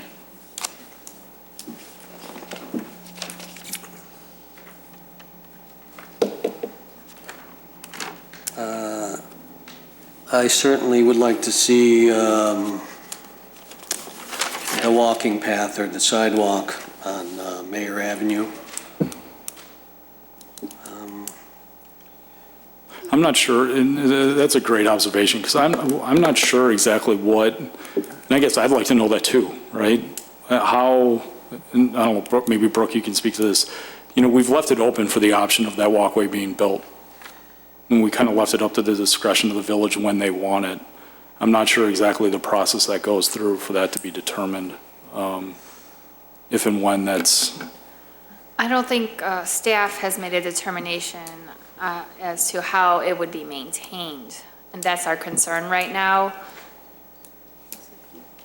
Yeah, I think when we had this discussion prior, Public Works had a few concerns, and one was safety and lighting of the path through there. It's in a corridor that's not easily accessible by police department. And then secondly, the maintenance and the snow removal, all are issues for Public Works. So isn't it their property though? Not all of it. I thought there was just an easement for utilities and such. I'm sorry, what is your question? Wouldn't the sidewalk be part of their property, just like the street would be part of their maintenance as well? No, the sidewalk would be in the right-of-way, correct?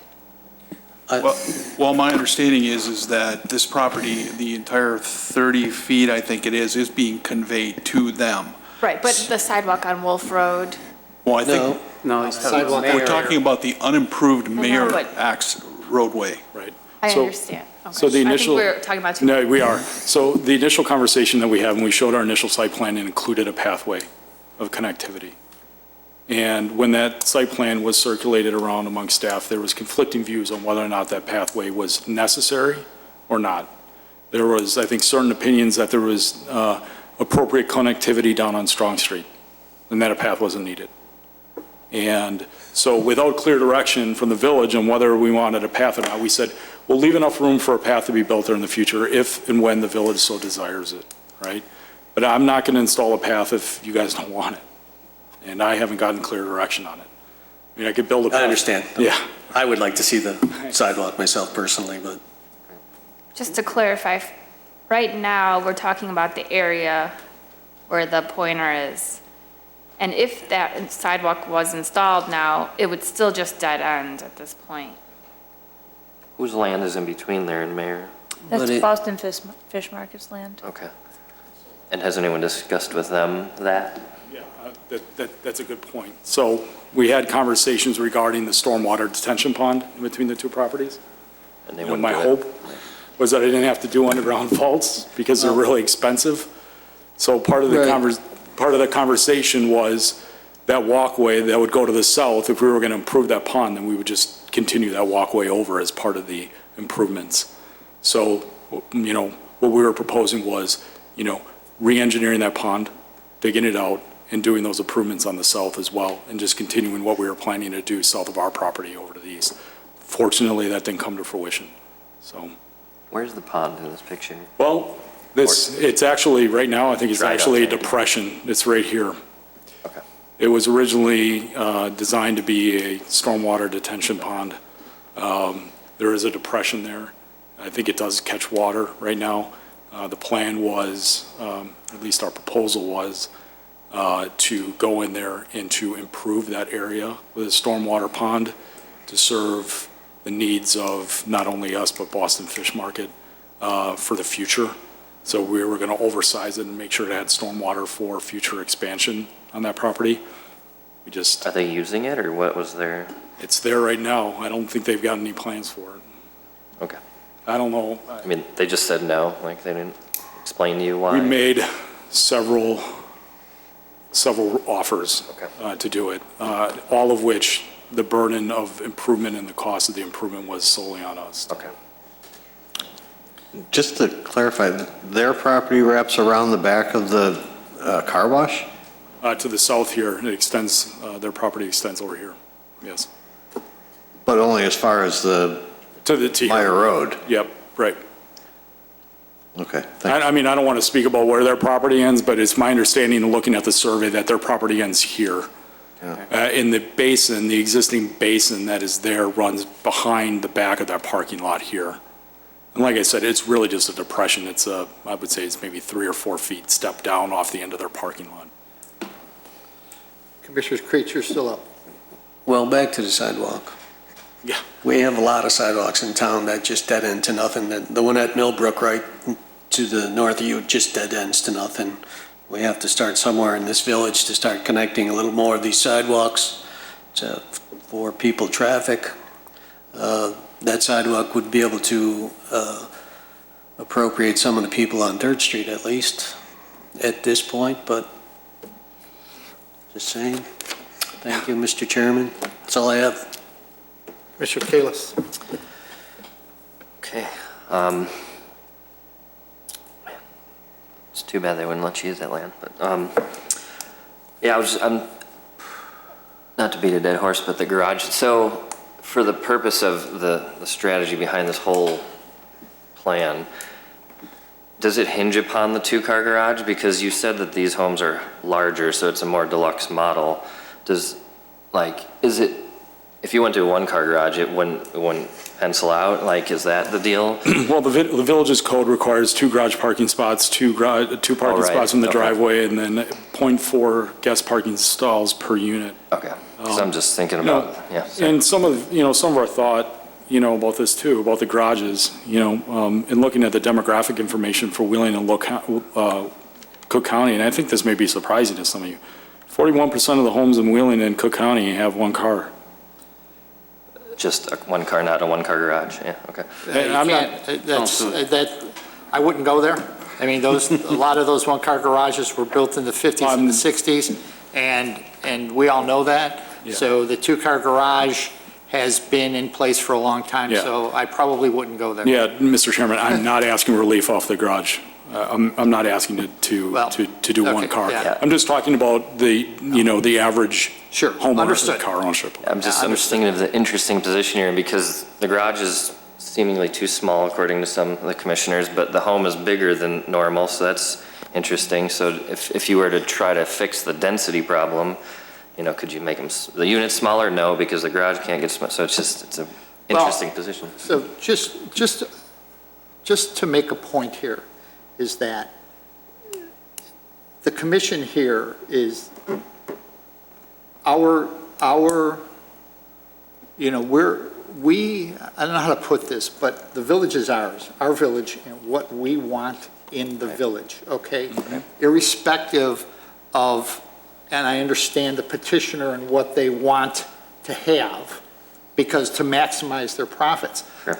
But in the reality is that we as a commission need to provide them with input, and then also our desires to make our village better. The one thing that I heard when I got on this commission is to make this village better.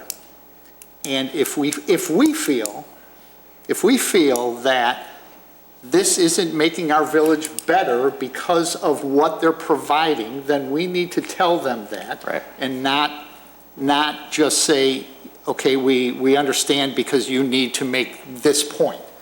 So they need to hear those types of things from us. Right. Okay? That's what we need to do as a commission, because we're a recommending board to the village. And the village has a lot of experience, a lot of years of experience, a lot of folks on the village board were on the plan commission at one point in time. So we have to look what we're doing, what they're presenting, and will it make our village better? Right. So, thank you. Thank you for the clarification, Yep. yeah. I agree, it seems too dense in the garage. The study about the smaller cars, I have a Camry and a minivan, and a 2.5 car garage is a little, shaky, so I would also echo that the garage is a little tough subject, but I don't really think there's anything else that I have to cover. Okay. Have I given everybody? Okay, so I've got a number of questions. The gutters, let's talk about the downspouts in the front. I can understand the back. Mr. Tack, what implications of hard piping that would it be if we did that? And the reason why, it immediately brings up, we just put up the townhomes here at North Point. Beautiful townhomes. And Northgate. Northgate, I'm sorry, Northgate. North Point is over there, Northgate. And what I see are black pipes, coming from the downspouts and probably going on to the sidewalks. And I have a concern here about that. So if we just did the front, in this setting, would that? To address Northgate Crossings Phase 3, yeah. I don't know that those are permanent. I think that is just to establish the sod and the plantings that were put in place. Cool. Okay, good. I believe, I will confirm that with them, but you're right, that's an interesting look. Yeah, to say the least.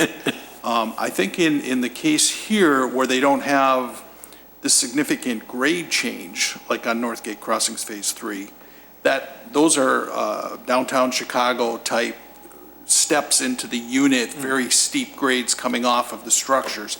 That's not the case here.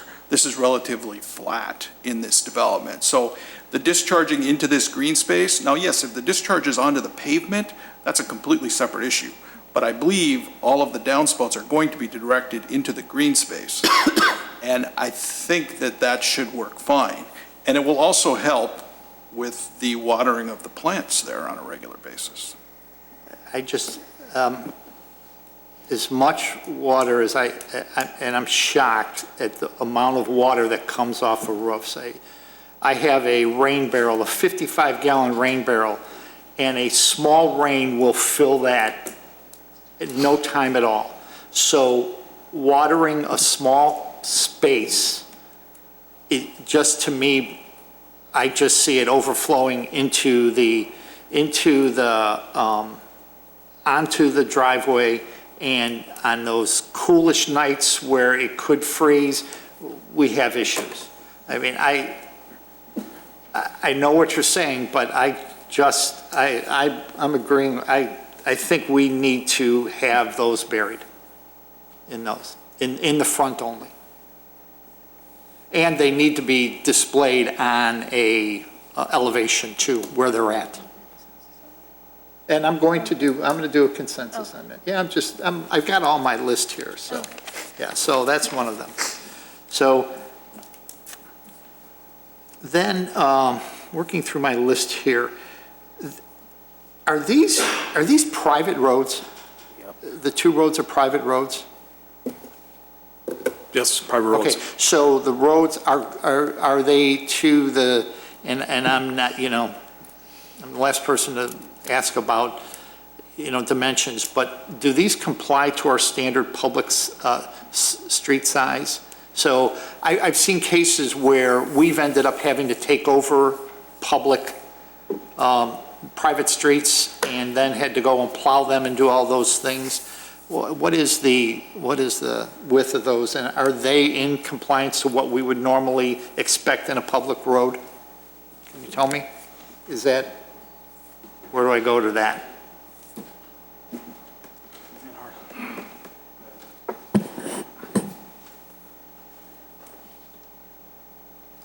The roadway width, the cross-section that we're proposing here is 28 foot back-to-back, so back of curb to back of curb.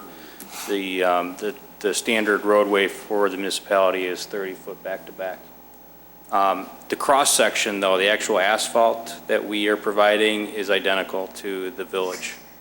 So if you were to maintain it, in terms of surfacing, going back for repairs, it's got the same cross-section that you would have everywhere else. We did, when we were doing the auto turn analyses and whatnot, we were talking a lot with the fire department. I know when we met last, there was no concern at the time with the width of the road.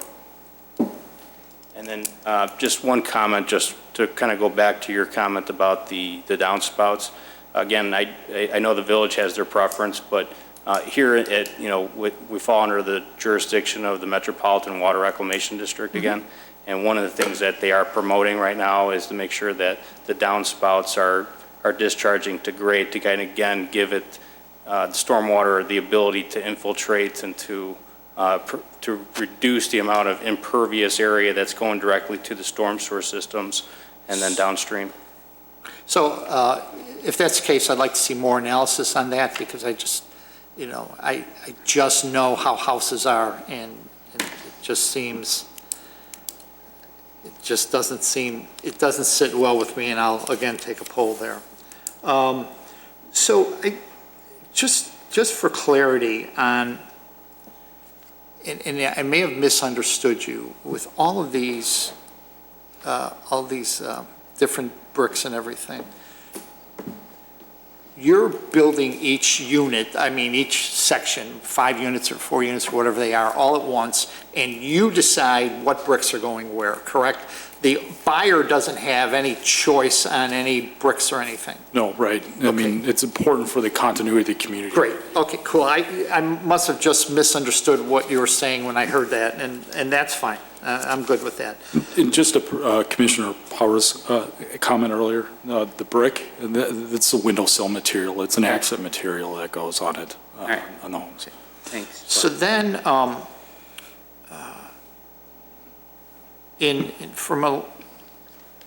saw the letter here from Tetra Tech, the remediation, so there's no further remediation required. That's what I'm reading here. Is that good enough from a village perspective that we have Tetra Tech come in and say that? Is that sufficient enough? Do we do any additional testing as far as remediation? No, the village does not do any testing. Okay, all right. Then from a landscape perspective, one of the folks that lived in Millbrook, they talked about you would work with Millbrook to clean up that area. I would assume that's probably if you're looking at from your perspective, the northeast section. The 5-foot buffer. Yeah, right, you would work with them. So I don't know how we ensure that gets done. From a... In Brooke's comments to us about our initial submittal, she highly encouraged us to clean up. We have every every motivation of making sure that property is well-maintained that's directly behind our units, right? So if we can't work out a solution where there's some sort of cautionary to maintain that 5 feet, we're going to make sure it's landscaped and kept neat because it's the backdrop to our units, that 5-foot buffer. Great. Then also, Brooke, can you bring up L5, the landscape?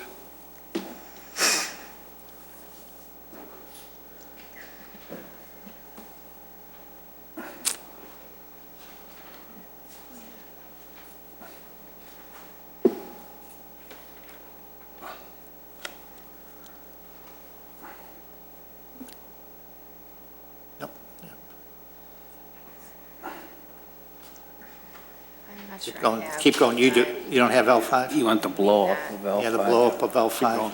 Sorry. Okay, so in the corner, where it abuts to,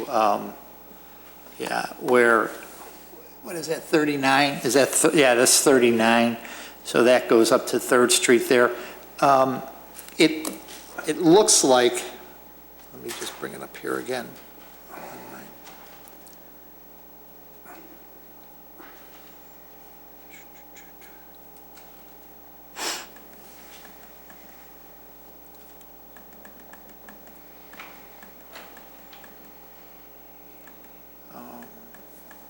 Landscape plan.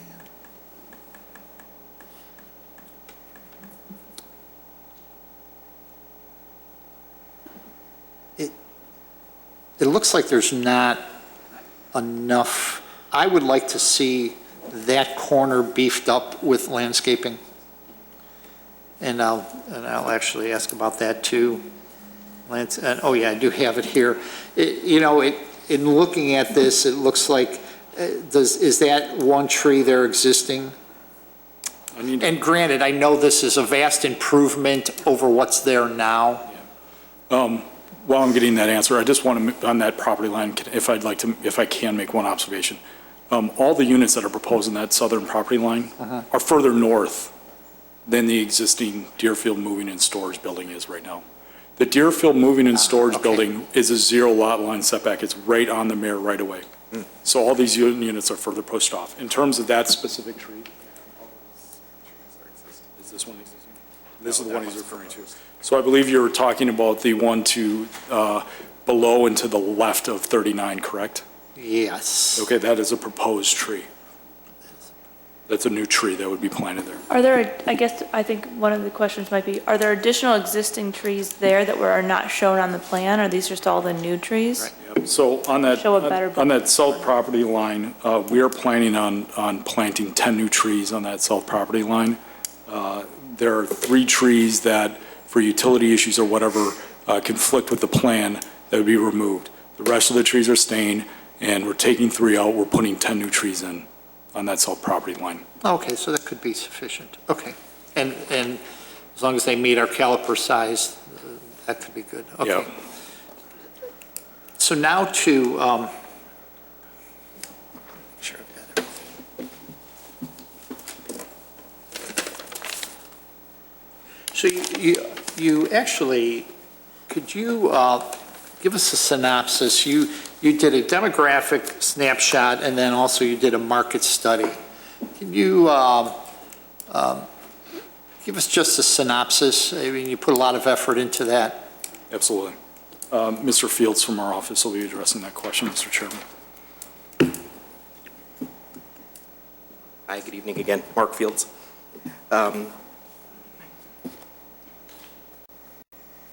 Thank you for asking about the marketing part of it, because it kind of brings us full circle and kind of ties it all into product and square footage and material and price points and acceptable garages and things like that. But so as we as a builder look at the market and look at the market specific to wheeling this product, surrounding competition, I don't think it's a surprise. We kind of key on what I would say 4 primary factors. We all hear location, location, location.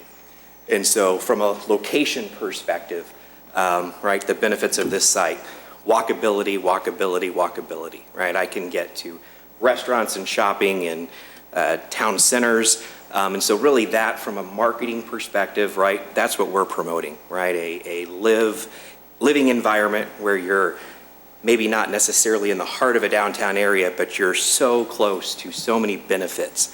Similarly, on that location discussion, right, marketing the ability and access to major interstates, major airports, major employment hubs. And so from that individual perspective, location, obviously we as a builder feel very, very good that this is a spot that makes sense for, a residential attached townhome product. Addition to that, we look at demographics. What is the buyer profile? What does the potential buyer pool look like? And one of the things, right, is population distribution. And what does that mean? Well, the highest population demographic within the area that we study, whether that's Wheeling specific, Cook County, the influence, it is a match for what we would consider to be our targeted buyer, and that's that population distribution that ranges from the upper 20s to, right, the lower 50s, because that is I guess, initially from an age perspective, that buyer profile that would be drawn to this type of location, this type of product. Also, we look at household incomes. What do residents within the village, what do potential buyers outside of the village that we would love to draw into Wheeling, do they make enough money to be able to afford a product that's in the mid 300,000s? And in the packet, you can see that yes, the overall household incomes, over 20% of the primary targeted buyers, range from $75,000 to over $125,000. So the second bucket, so first we look at location, then we're looking at demographics, and then we kind of look at the third and fourth, and that is, what is new housing opportunity? What does our competition look like? Who's going to buy from us, and why wouldn't they buy from someone else? So as we look at the market from a new competition perspective, there are some alternatives to living in Wheeling. Most of those alternatives seem to come with a smaller square footage, at a price point that is equivalent or higher. On the flip side, we looked at the market and I think we saw some benefits, some value in being able to provide a higher living square footage at a price point, right, that is still equivalent with what our competitive market looks like. So from a new product perspective, and that's kind of the balance of the discussion for us when it comes to looking at townhomes, whether it's garage sizes, whether it's square footage, first floor living versus first, second, third floor living. And I do believe that what the market is telling us is that this type of product, right, is needed. There isn't a lot of supply specific to Wheeling for this type of product, but within our area, being able to serve the market with a product that's got some differentiation, whether that's square footage, again, whether that's exterior elevations, material, and then lastly, we look at resale. And again, I don't want to say lastly from a perspective that it's at the bottom of the list, but the kind of the fourth bucket is looking at the resale competition within our market. And again, what do buyers that would be drawn to Wheeling, what are they spending, what are they buying, what is the age of that product, and how does new construction compare to that? And so again, I think from a marketing perspective, feeling like, and probably the best perspective is if we go to the north. If I look at transactions that have occurred at Millbrook, right, we're seeing smaller square footages than what we're proposing, but at a price point which would be, right, a little bit under what our new construction would offer, but still giving us the ability to come in with a higher price product with a little more square footage, and again, really try to prove that proposition that the product with the extra square footage, with the location, can serve that new home buyer market. And so I think within that packet, just the initial marketing study, really it kind of highlights those four kind of specific, measurable types of statistics that we try to drive out, just to make sure that when we go into a community that we're putting a product that's accepted, whether that's garage square footage, living square footage, rear yard usability, streetscape, all of those things kind of come together to build this potential, community. And so taking those four kind of buckets and then pulling them all back together, kind of helps us drive to a product decision, drive to a pricing decision, because we all want to have, right, a successful project in Wheeling. Nobody wants to get in a situation where we've overshot, we've missed, we haven't provided something. And so that's kind of how we approach looking at the market related to your question of the demographic study, marketability, and some of our competitive market. Thank you. Interesting. I found this interesting information, so it provides good information.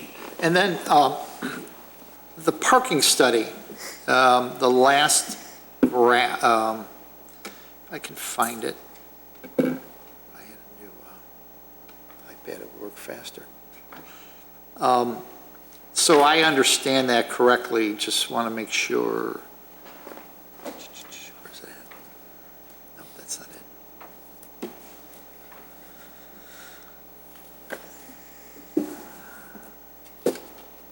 Sorry, that's not it. Big packet today.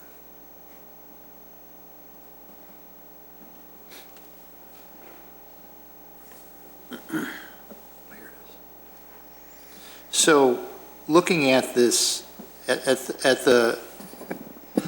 looked at the intersection capacity analysis, and what it's saying, and just for clarification, is that weekday morning peak,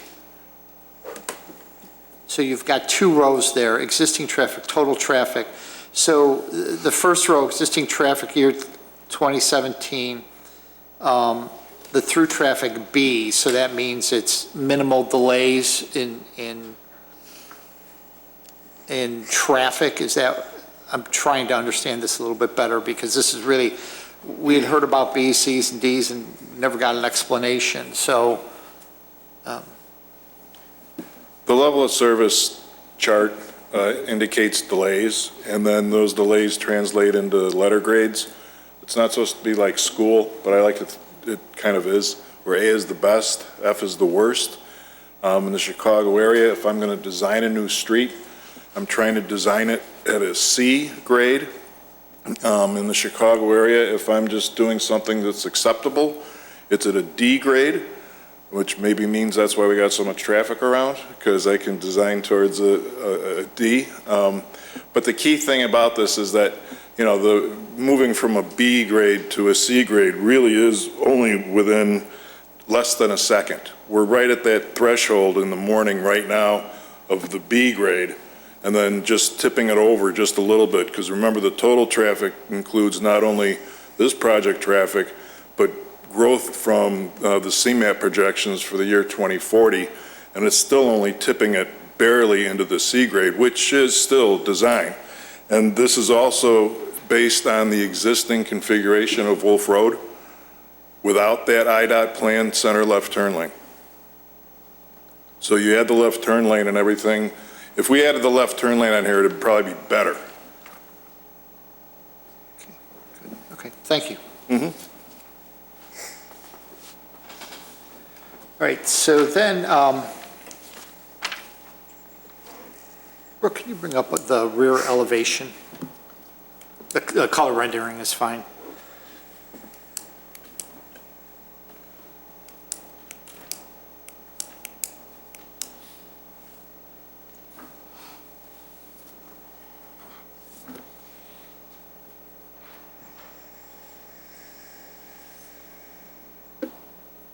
Oh, yeah, actually, that would have been fine, too. That would have been fine. So, just talking to the decks, is that you're giving that an option for a deck, or you're saying that we're going to put decks on every building? What I'm saying is, just so we're clear about this, if we decide, what I've shown you is the base elevation, that's what we're going to build. If we decide that we need a deck off that second floor unit, then we would come in and we would ask to be able to build a deck off that second floor. So what if we said right now that we would like to see decks on all the buildings? I'd be open to that. Okay, I've got that here too. Okay, cool, great, that's good to hear. And the patio size, we heard talk about patio size, that we would like to see that bigger. I don't know what bigger is. Does, Pam, you were the first to bring it up, but I'm hearing that other folks have said that. What does bigger mean to you?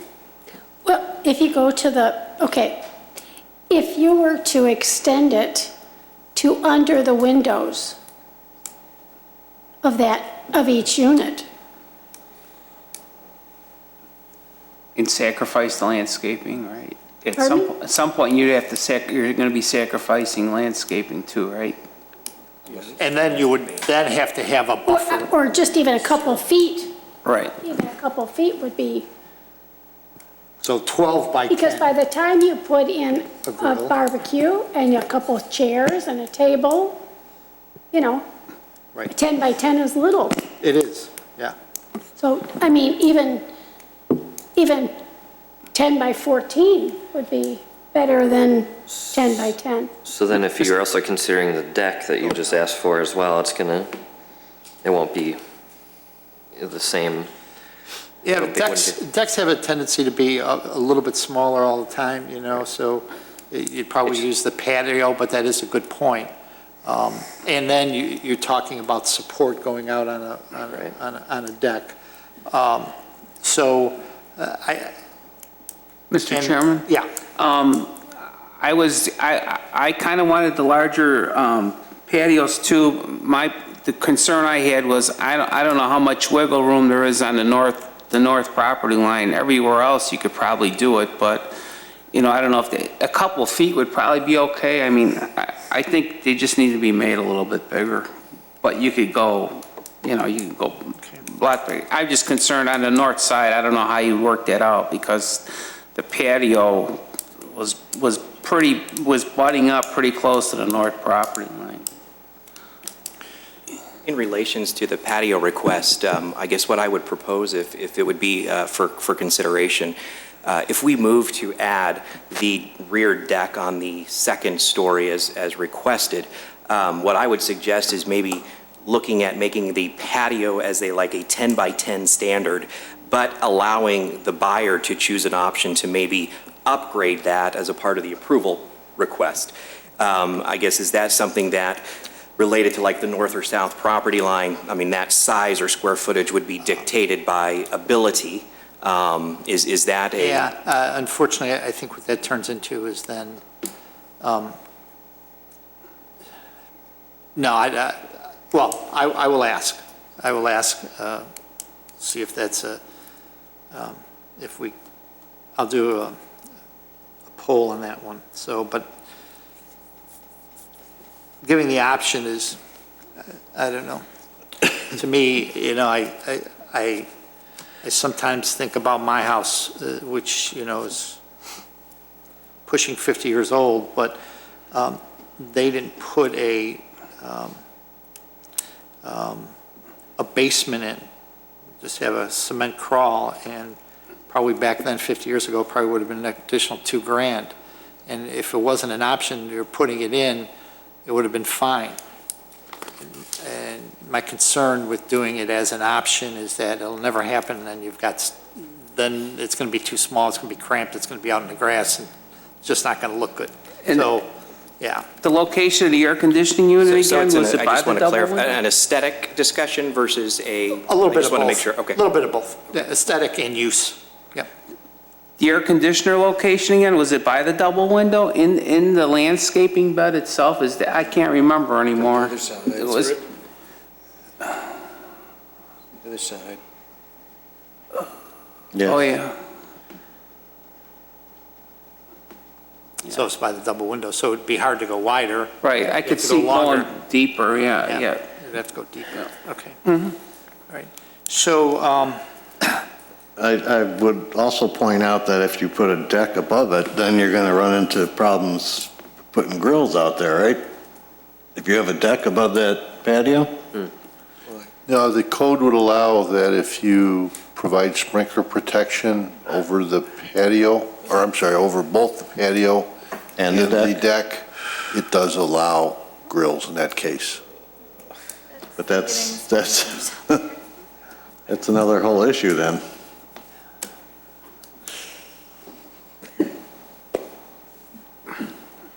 I just think the existing, that existing look and having sliders there with nothing there, needs to be evaluated and how we can get around that. How that can, wow, okay. How do we do that?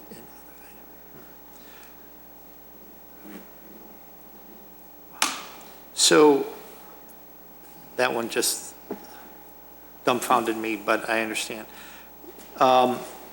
We talked about, I think Commissioner Creech talked about, actually a couple folks talked about a buffer in between. So, excuse me, Mr. Chairman, that does bring up a very interesting point, that if you wanted in the future to put a deck, you would have to have a sprinkler there already. Or the ability to extend the sprinkler system out Yes. underneath, yep. Over the patio doors. Well, they have sprinkler systems in there anyway. Correct. They would be fully sprinklered units. They're But fully- if they were to add the deck at a future point, you'd have to open up the walls and reconfigure the sprinkler system. And depending on how they laid it out, it may be possible that there is not a branch line in that area. But Ron, they would only need a sprinkler if the grill was directly underneath the deck, correct? No, the verbiage in the code, and don't quote me on this, is that grills are not allowed on decks within 10 feet of combustible construction. So for all practical purposes, that usually says Okay. you can't do it. Yeah. And one of the exceptions is unless sprinkler protection is provided in that area. So they couldn't put a barbecue on their patio even if it was out of the deck's range? Correct, because depending on how they would construct it, the deck would be within In 10 feet of that. Of the barbecue on the patio? Vertically. Okay, vertically. Okay. Yep. Nope, just wanted clarification. Correct. Could they put the barbecue on the deck? No. No. Well, no, They that I cannot know, be on decks or within 10 feet of combustible. unless it's sprinkled. Unless the deck is made of a non-combustible material. That's why, as an example, at Park Point condominiums, they're on the decks, they're non-combustible, and then they also have sprinkler protection over them. They do, okay, so it's possible. Okay. So okay, that's another one of our decks. It's another one of our, if it's something that I think we desire, then we need to look into it. And yes. I was at buffering between the units, and I think what we were talking about, what I heard was that the landscape, but that seems all pretty low landscaping. Have fences or small fences been considered in between the units? Are you referring to the landscaping on the rendering? Yeah. Mr. Chairman? Yeah, the landscaping on the rendering isn't depictive of the landscape plan. Typically, when we do an architectural rendering like that, if you start to put trees or buffer, any sort of trees or shrubs, you start to block the architectural. And then therefore, if I flip back to this architectural rendering, so if I showed trees here and landscaping and shrubs, you would wonder, well, what's behind the landscaping? Why can't I see the elevation? So the landscaping that's dictated there is really just for illustrative purposes. The purpose of this rendering is so you can see exactly what's on the back of the buildings without it being screened by something else. Okay, so if you go to the landscape plan,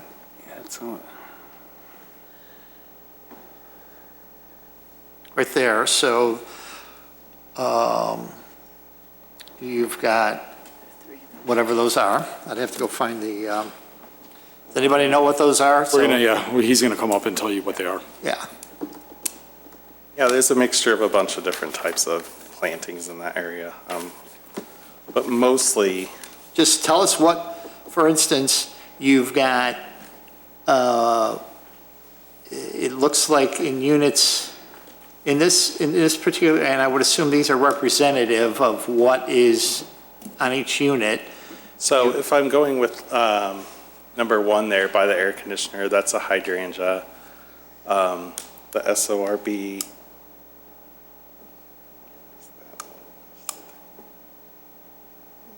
Those are spireas, so, and then the ones in front, that would be like some perennials in front of the air conditioner, or in the back of it. LIRV is? That is lily turf. Okay, so if you go in between unit 2 and 3. Right. Okay, you've got. You got that hydrangea again, that's on the right. You have, So just start at the top. What is a CALB? that's a feather reed grass. So Okay. that's a grass. It's a grass. And that will get typically about 3 feet. And to then 5 you've feet got, high. I assume HYES is a hydrangea? Yeah, that's the hydrangea. And then HOSH?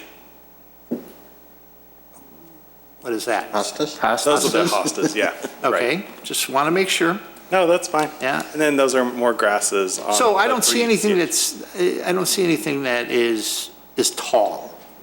They're all 3 to 5 feet. Yeah, it'll be from 3 to 5 feet eventually. When it comes With the- installed, it'll be 24 inches. I haven't seen a hosta 3 to 5 feet, but that's out in front. So. Yeah, Yeah, it's a right. little lower right out in the front, you're right. So, okay, so, all right, so, okay, thank you. You're welcome. And the irrigation system, but I again will take a poll on that too. It's something that I think is required in this area. And then the last,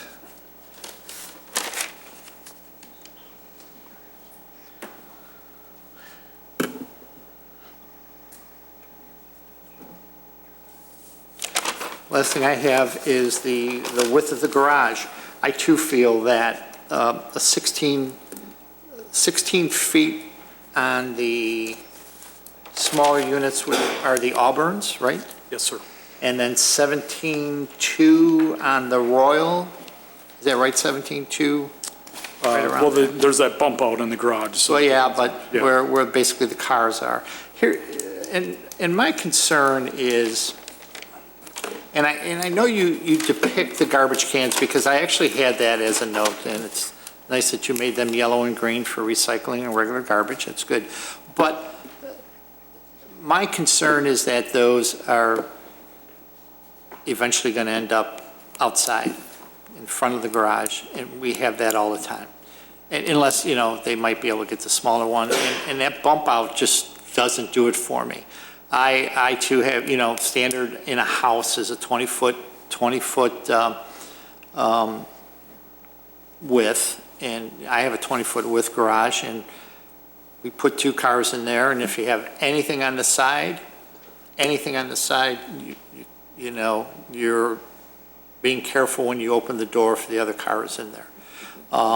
16 feet, my goodness, it would be so tight, and as Commissioner Dorban said, you've got bikes and everything else, and if you've got little kids, you've got tricycles, you've got all of these playthings.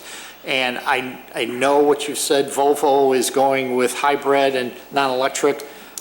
I think part of the issue there is because they've had problems with their diesel and they want to get out of that market, so, it's a good statement to make, but they probably are saying to themselves, we've spent a lot of money and a lot of recalls on that, and we're going to go a different path. So, I also feel, with Commissioner Dorban and Commissioner Powers, that 16 feet is just, it's going to turn into a 1-car garage. And granted, we have neighbors in our neighborhood that have their 2-car garages packed to the gills, and you couldn't get a car in there no matter what you tried. But we at least have to give them an opportunity. And, I know you're looking at this target market that's doing smaller cars. I don't know how much smaller they're going to get. You even have a some of the small SUVs are nice-sized car. You're not going to be getting smaller cars. And I again, will take I'll take a poll on the size of the garage, but me personally, I feel that these are too small. And you've got, I did a count, so you've got 14 units that are the Royal, correct? And then 25 that are the, is it Auburn? Yeah. Correct. Yeah, Auburn. So you've got. I think it's the other way around. No, you're right. It's 25 of the Auburn. You're correct. Right, yeah, 25 of the Auburn and 14 of the Royal. That 16 feet just doesn't do it for me, nor does the Royal. Now, I know the standard is like 20 feet, but we do have some developments that are 19 feet, correct? Yes, Millbrook, the row homes has garages that are 19 by 19. Yeah, so it can be done. It can be done, and I know it's going to sacrifice some areas, but it can be done. So, does anybody else have any other questions before I've got a number of things that I think I want to get some consensus on moving forward on here. Yeah, Mr. Chairman, I've Yes. got a couple that came up. On the photometric plans, were the fixtures on the building taken into consideration, or was that strictly the streetlights? Engineers respond to that question. Because there's some pretty dark areas. I was just wondering if you had figured in the garage lights and... No, those are strictly just the street lights at this time. Okay, so it will be brighter than what you're depicting? Correct. Okay.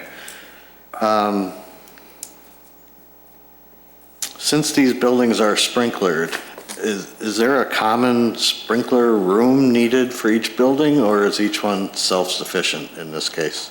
No, in a townhome product of this type, each individual has its own sprinkler system, unlike a larger commercial building or a apartment or condo building. So the water service would come into the unit and would split off into the sprinkler riser as well as a domestic. Okay. Historically, they're in a closet in that first floor or in the utility room with the water heater and the furnace. So they don't have a separate pump or anything because it's No. multi-unit? Okay. Yeah. The only reason they would have a pump, which is a conceivable answer, would be as if the water pressure was insignificant or not significant. But in that area, that would not be an issue. Okay, thanks. And then the last thing I noticed, looking at all these different drawings, there's sidewalk is only on the outer ring of this development, yet the visitor parking is on the inner ring.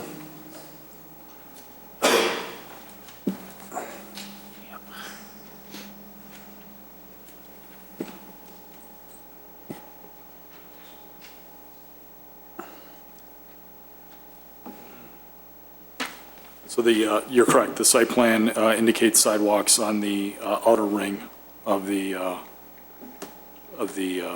loop drive. I would think you would at least want sidewalks from the parking area to the first couple units on each side. Maybe not all the way around, but at least for the visitor parking. I mean, most of them are going to have to cross the street to get to wherever they're going.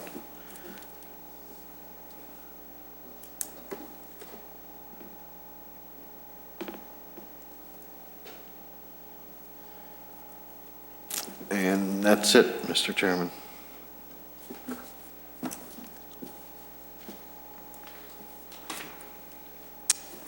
Does anybody else have any other questions? Any other questions? No? Okay, so I'd like to get some consensus so the petitioner has an idea of what we're looking for. And I guess so obviously there's going to be some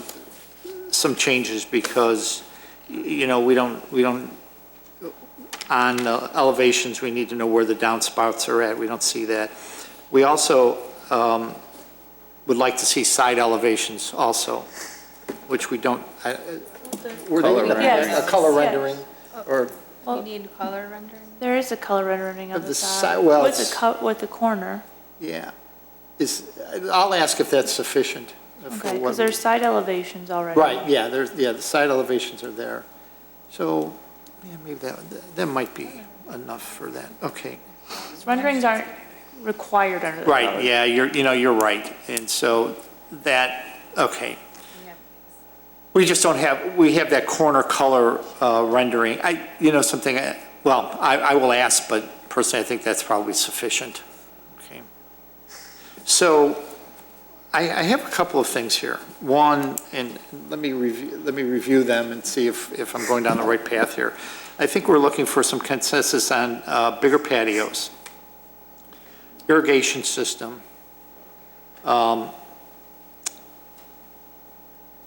size of the garage.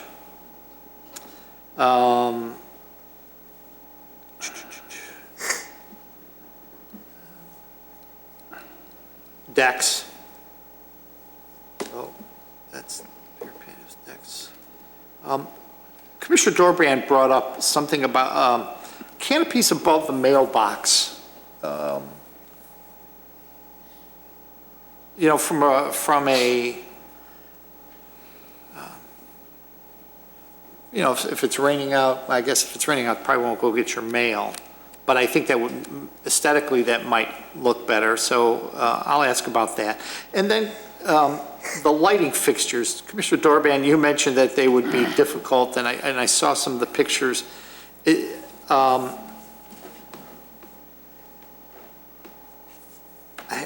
don't have any options. Looking at them, they sort of look like standard light fixtures. But something, I'll do that one too. Okay. Talked about the downspouts, whether they should be buried or not, and I know that might take some more discussion. And you said there's going to be outside spigots. Do they need to be on an elevation shown where they're at? It's up to you. It seems very minor to me. Yeah, as long as we know they're there, okay? We don't need that, we don't need that. So then, discussion about vacating mayor and the sidewalk, how can we address that? I know there's discussions, Commissioner Creech said it'd be nice to have a sidewalk there, but there seems to be some question still within the village. Is that something that can be resolved before they come back the next time? As far as what can be done? Sounds like the petitioner is willing to put a sidewalk in, but there's some question from a public works perspective, police perspective, as to what could be done there. I don't know if we'll have an answer because it's something might have to be discussed with the board. Okay. Mr. Shapiro, how are you? I'm good. You feeling okay tonight? I'm feeling great, thank you. Good, because last time you were a little under the weather. Good, thank you for asking. With regard to the vacation of mayor, I agree with Brooke. It is something at this point that there's a yes, no, a yin and yang, and we will certainly look at that as a condition of the village board if that is a condition that's imposed. I don't know that it can be resolved tonight. You may be split, staff is split, but if it gets to the village board and they require that as a condition. I wasn't looking for something tonight, without a Understood. doubt. I wasn't looking for something tonight, but I was looking to see if something could be done before, because obviously there's going to be changes that need to be made that we need to see before we vote on anything. And I was wondering if it could be done before then, but it sounds like it couldn't be done. It's got to be something that's before the village. And I'm okay with that as long as we know that. As long as we know that as a commission that should be discussed at a board meeting, however that would be done. Understood. I'm okay with that, yeah. And I just want a couple minutes to wrap up. I don't know if it's the right time now, or if you want to talk a little bit, but I just want to address some of the things that you've addressed over the last couple hours, so whenever you want me to, it will be short, I promise. Your discussion might change depending upon how we go with Whatever our you want. consensus. Okay. So I'm going to start at the top here. Discussing the bigger patio, the need for a bigger patio. I'm going to say, would you like to see some drawings with bigger patios? And I'll start with Commissioner Johnson. Without knowing what's going to happen with one of your other questions Okay, so about the let's, decks. actually, yeah, so let's start with that one. So decks that, okay, the building is going to be sprinkled anyway, and I've seen sprinkles come out the side, and they're right there. So would you like to see decks? Yes, but if not, then the window thing has to change. Commissioner Blanova. I would like to see how it would look. I need a yes or a no. Yes. Commissioner Powers? Yes. Commissioner Dorban? Yes. Commissioner Kalis? Yes. And Commissioner Creech? Yes. And I vote yes too. Okay, so then back to bigger patios, if we've got yes on the decks. Yes. Commissioner Blanova? Yes. Commissioner Powers? Yes, but deeper, elongated, not to interfere with the landscaping that's there. Okay, deeper and elongated, good point. Okay. Commissioner Dorban? Yes. Commissioner Kalis? Yes. Commissioner Creech? Yes. Okay, I vote yes too. Okay, irrigation system, should we require that? They're looking for a waiver there. Commissioner Creech? I would like to see it. Commissioner Kalis? Yes. Commissioner Dorban? Yes. Commissioner Powers? Yes. Commissioner Blanova?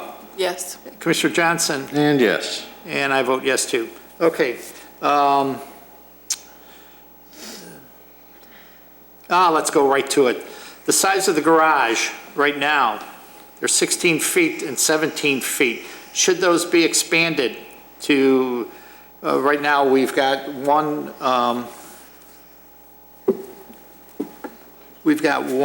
development that's 19 by 19. Commissioner Creech? As much as I see that there could be a problem putting 2 cars in that garage, I think that they would be okay. Okay, Commissioner Kalis? The question is, Increase the size of the garage to 19 feet. yes. Commissioner Dorban? Increase it to what size? To, increase it. Okay, just an increase, okay. Well- I would say a minimum of 20 by 20. Can I say that, or does that change your, That's a yes. Yes. okay? Commissioner Powers? Yes. Commissioner Blanova? Yes. And Commissioner Johnson? No, I don't see how they can. Okay, and I say yes. Okay. We talked about a canopy above the mailbox from a aesthetic and just to be nice, and, you know, if somebody's trying to get their mail and it's raining out. Commissioner Johnson? Yes, I'd like to see it. Commissioner Blanova? Yes. Commissioner Powers? Yes. Commissioner Dorban? Yes. Commissioner Kalis? Yes. And Yes. Commissioner Creech? Oh, thank you. Thank you for, all right. We're talking about the lighting fixtures. Hard to work with. That's a tough one. I like the appearance of those. So how can I do a, Would you like to see alternatives? yes. Would you like to see that? Thank you very much, Brooke. Commissioner Creech, would you like to see alternatives to the lighting fixtures that they have? I don't really think it matters. Okay, so that's a no. Commissioner Kalis. No.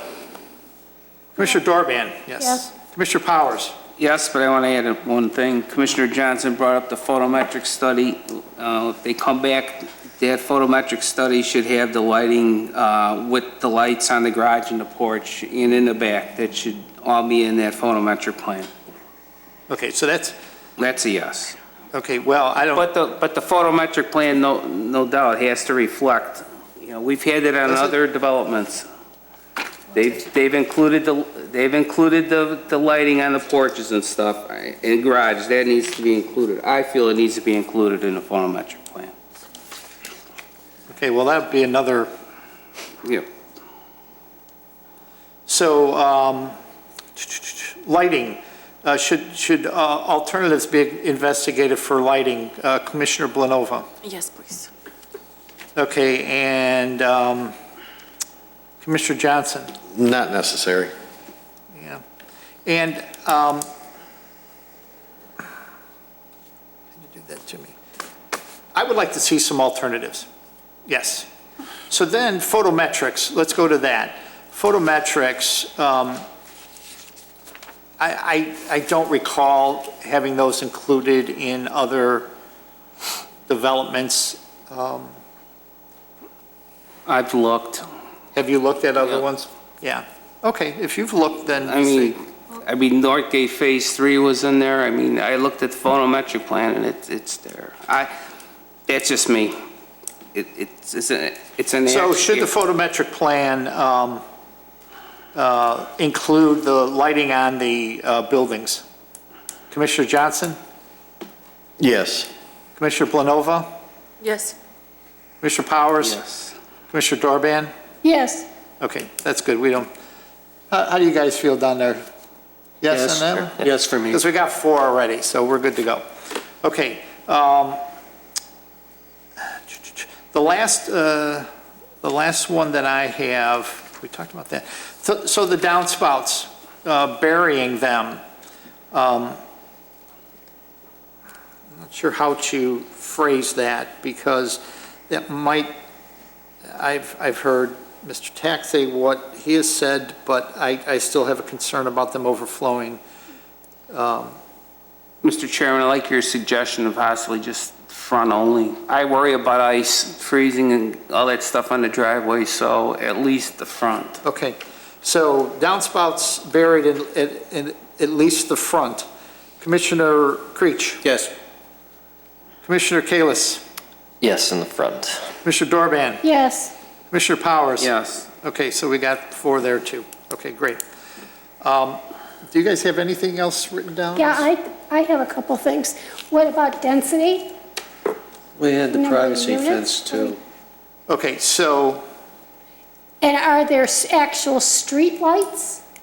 Yes. Yeah. Yes. yes, there are streetlights, Okay, right? because I missed them. Yeah. So we talked about the, oh, I'm sorry, we did miss the buffering. Because we talked about the height of some of those things. Okay, then I missed it. No. I didn't take a poll, but we did discuss, should there be an additional buffering between the units? More than the 3 to 5 More, feet. yeah, more than the 3 to 5 feet. Feet, okay. Right. Commissioner Johnson? No. Commissioner Blanova? Yes. Commissioner Powers? Yes.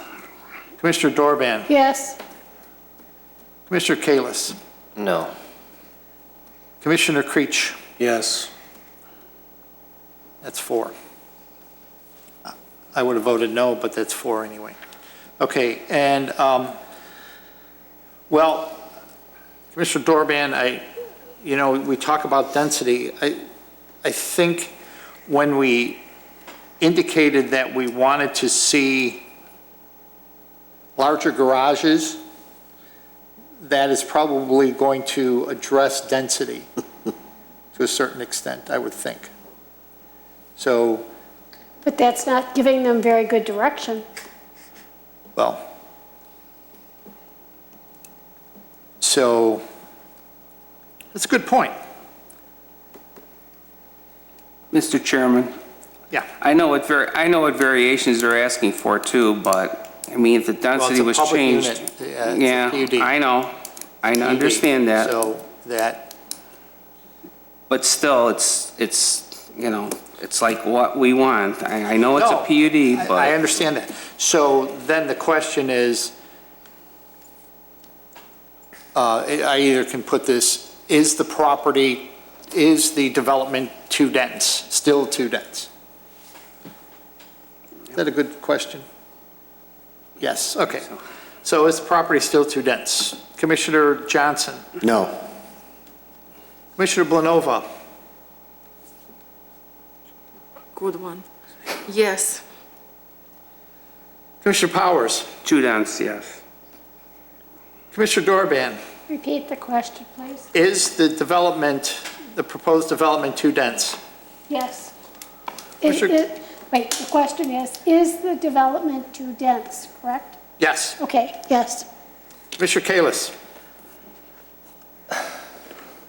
This is so tied to the garage thing. No. Commissioner Creech? No.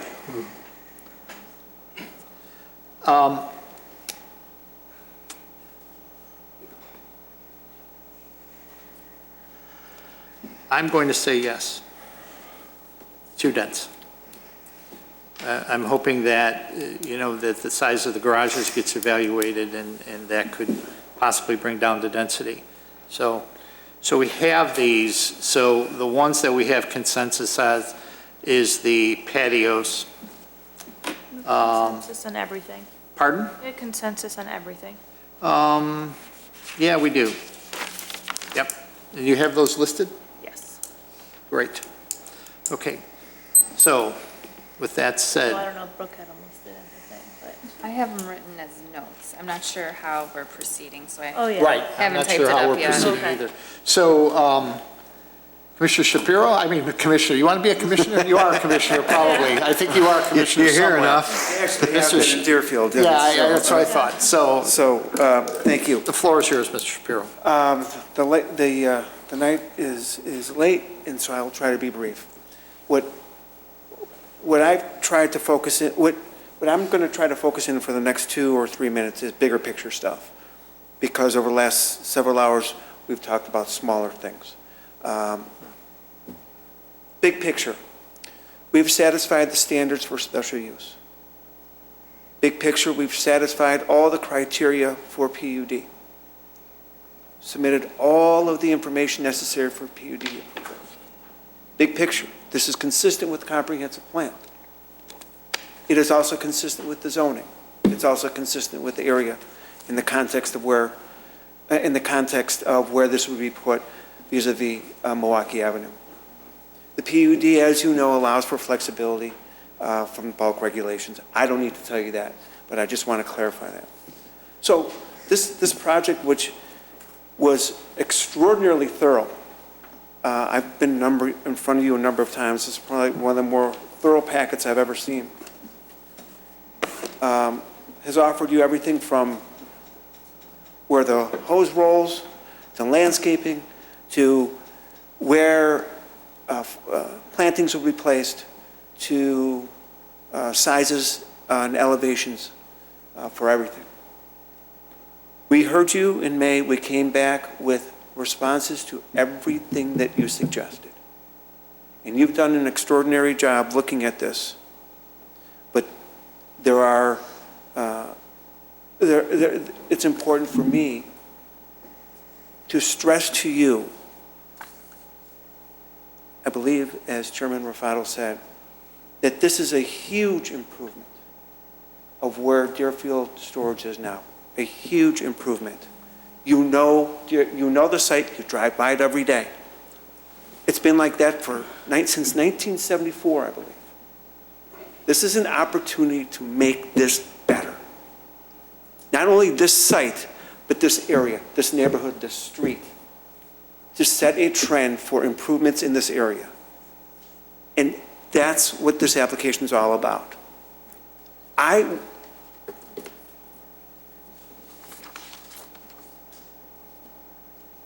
hope that that this commission doesn't lose that big picture and the opportunity that D.R. Horton, with a really terrific project, can bring to you.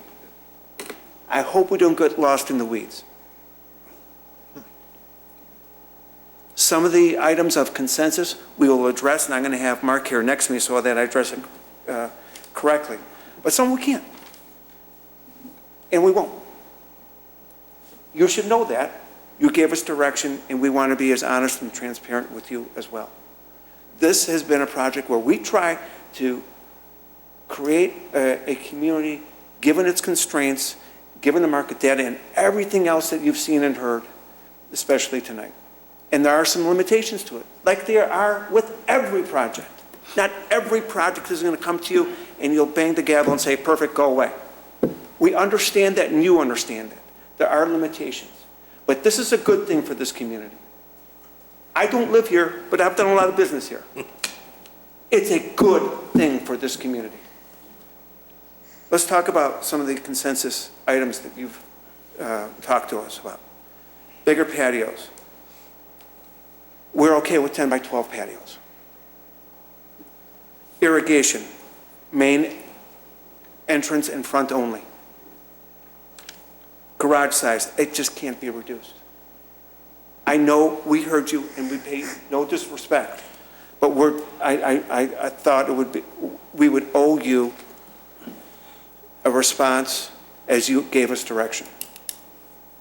Decks, okay. Canopy above the mailbox, okay. Alternative light fixtures, I think, Mark, you said that you would submit those at permit review. Vacating mayor, we talked about. The density, you've heard our position on that. We can't do anything with the density. And the bearing of the downspouts in the front, I think that was a consensus item, although we did step out to talk for a minute or two, so I assume that was a consensus, though I didn't get the vote on that. And Mark, if you want to address that. Yeah, I think what I would propose or suggest or entertain is if there would be a way on those gutters that, or the downspout specifically, if it does create an unsafe situation where there's water that's being discharged on a pavement area, that those would and can be buried, again, based on engineering practices and making sure that that is something that can be done. But then in the areas where it doesn't create an unsafe situation, that those would then discharge just in an overland area, whether that could be on a side or a rear. But that would be, I would hope, a way to keep the safety. Well, put that in writing for the next one you come back, and we can review that. So, we heard you. I just don't want this village, I feel like sometimes I am a commissioner, to lose an opportunity for a huge improvement in a great project. Thank you. So, Brooke and Mallory, what are the next steps here?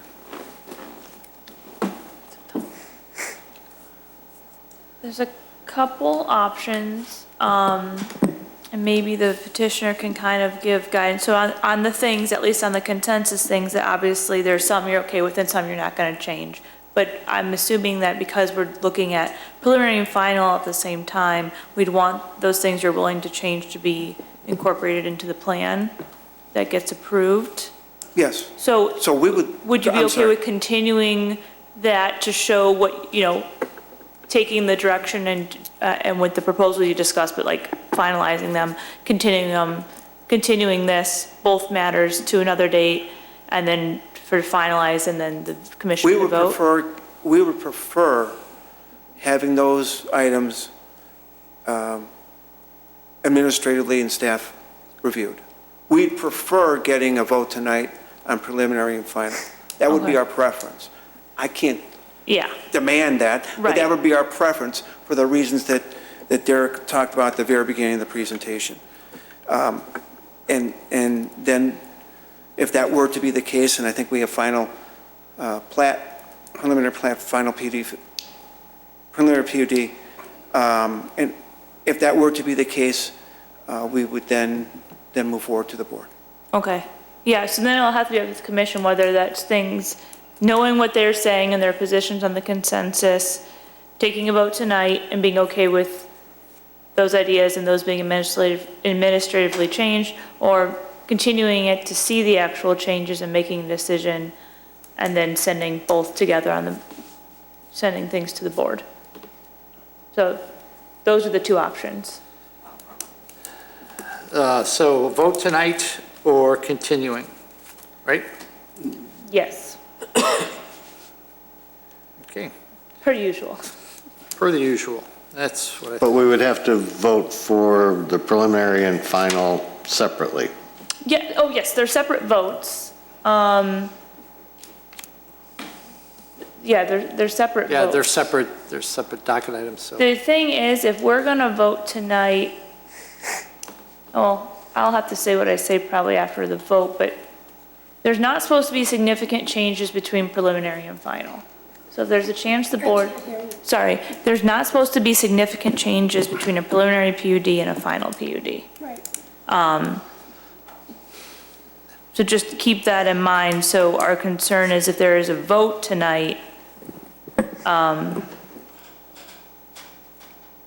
that if there's a chance the board sends anything back, I would prefer it to just be the preliminary going forward. I would want to see kind of where, it would probably depend on the recommendation. If that's the case, then I'd like to vote to continue. Okay, so let's go down that path. Should this be continued? Commissioner Johnson? I'd be willing to vote on the preliminary, but that's it. No, I think it's both. It's everything. If it's everything, then continue it. Commissioner Blanova? Continue. Continue. Commissioner Powers? Continue. Commissioner Dorban? Continue. Commissioner Kalis? Continue. Commissioner Creech? We'd have to continue. Yep, and I agree. There's too many changes that we need to see. So that's what we're looking for. Continue. We need a date, an actual motion. We have to We have to do all the draft up these motions still. This is going to take a while. We're going to Yeah, have we to have to actually draft what exactly you want to see, because the petitioner is requesting that some of these items be reviewed by staff. But if the plan commission wants the conditions that these details Brooke, I can't return, hear you. Well, in light of the fact that there seems to be a consensus to continue, then we don't need necessarily staff to look at it. Okay. Because it has to come back here. Right. Okay. Everything would have to come back here. okay. All right, so I'm going to need a few minutes to start drafting this up.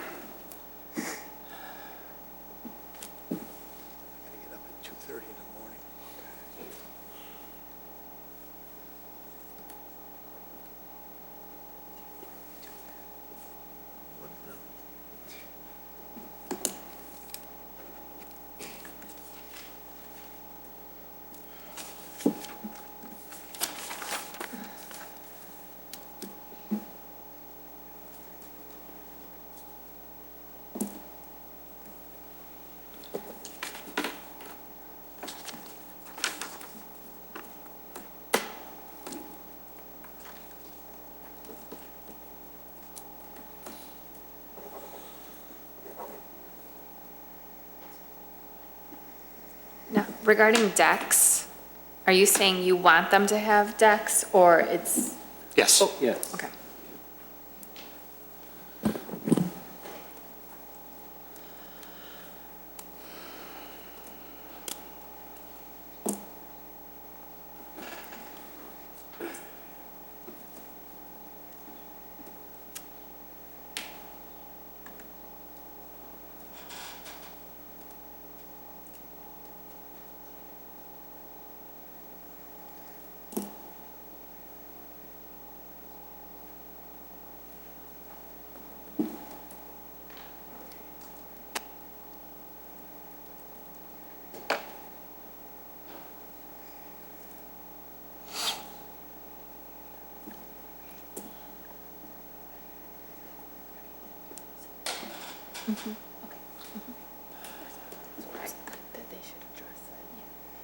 Yeah.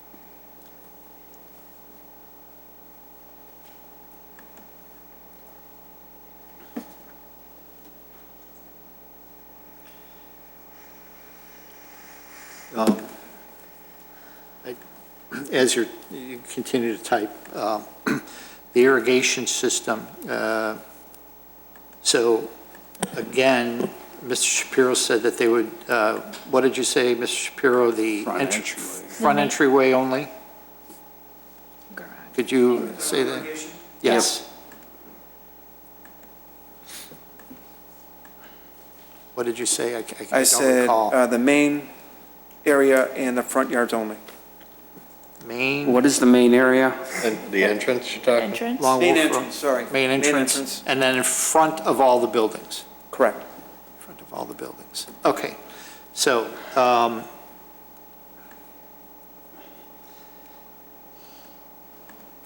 Commissioner Johnson, is that sufficient? Well, that doesn't cover the green space by the two parking area, the two visitor parking areas. So, no. Because those would be the rear Right. of those buildings. So you said no. No.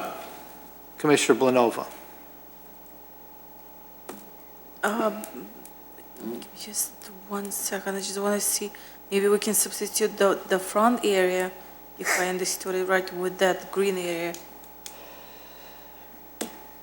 The main entrance and instead of the front, Main entrance, and just what they are proposing is the main entrance and the fronts of the building.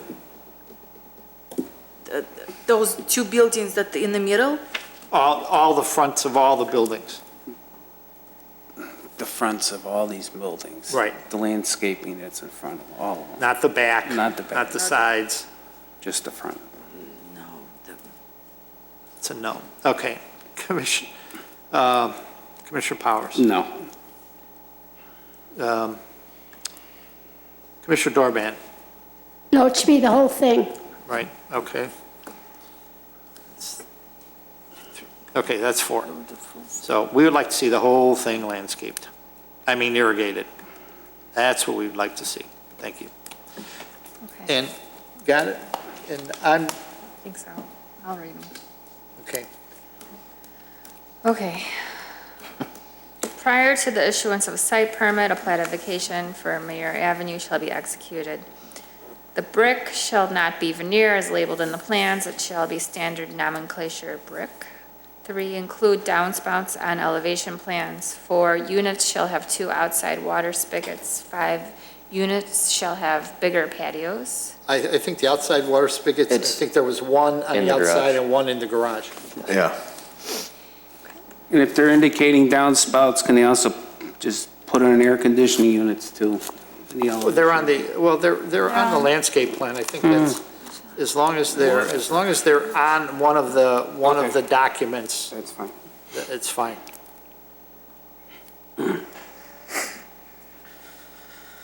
Okay, units shall have outside water spigots, 1 in rear and 1 in garage. Units shall have bigger patios, units shall have decks. Do you want me to note that, decks off the second floor? Is Yep. that- Okay. Irrigation is required, the garages shall be larger. I think you have to be specific there, the whole properties. All beds and everything. For all Just the beds, not the grass? No, the grass too. You might as well bring a plan that shows the entire thing irrigated. Irrigation is required for entire property. The garages shall be larger. The mailboxes shall have canopies. Provide alternate light fixtures. Include building lighting and photometric plan. Bury downspouts in front yard. Provide additional landscape screening between units, and the development is too dense. Yeah, that's basically it, yeah.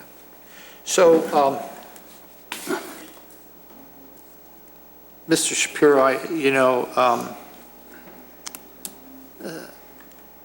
thank you for your comments, but we're here to make the village better too. And what we feel these changes will enhance that even more. So, and I know where you're coming from, and I understand that. I understand your position. But and I'm sure you're sensitive to that and our position and why we're making these recommendations, simply because of that. And, I've had enough experience on the Plan Commission to say that that's always been our goal. So, again, it's not, it's a development, it's a development that could come into our village, but we want to see these changes, and that's the bottom line. So do we have to make a motion to a date certain? Yes. Yes. Okay, which would be, Well, how long would you need to properly address all these issues?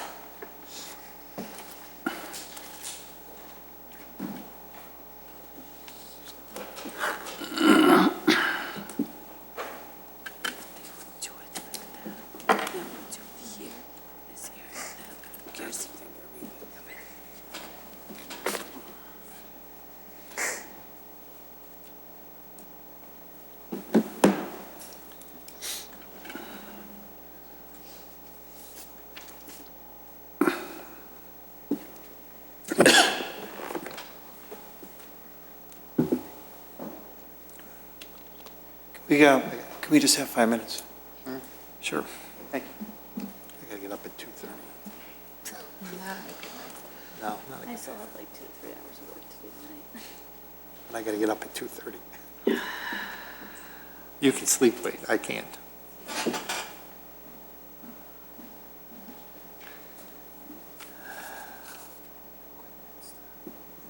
No, please don't.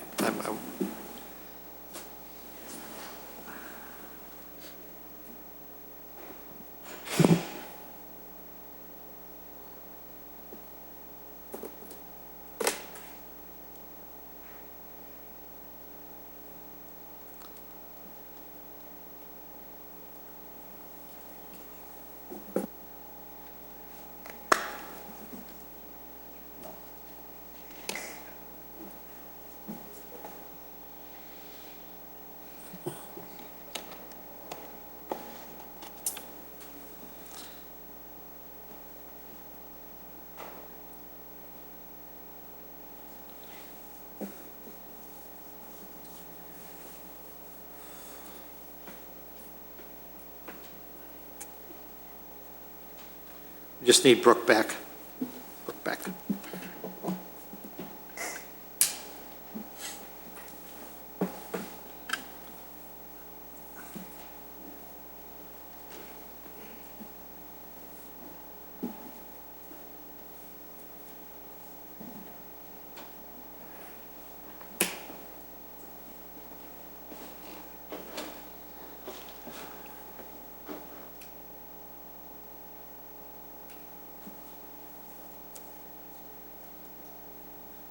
Where'd she go?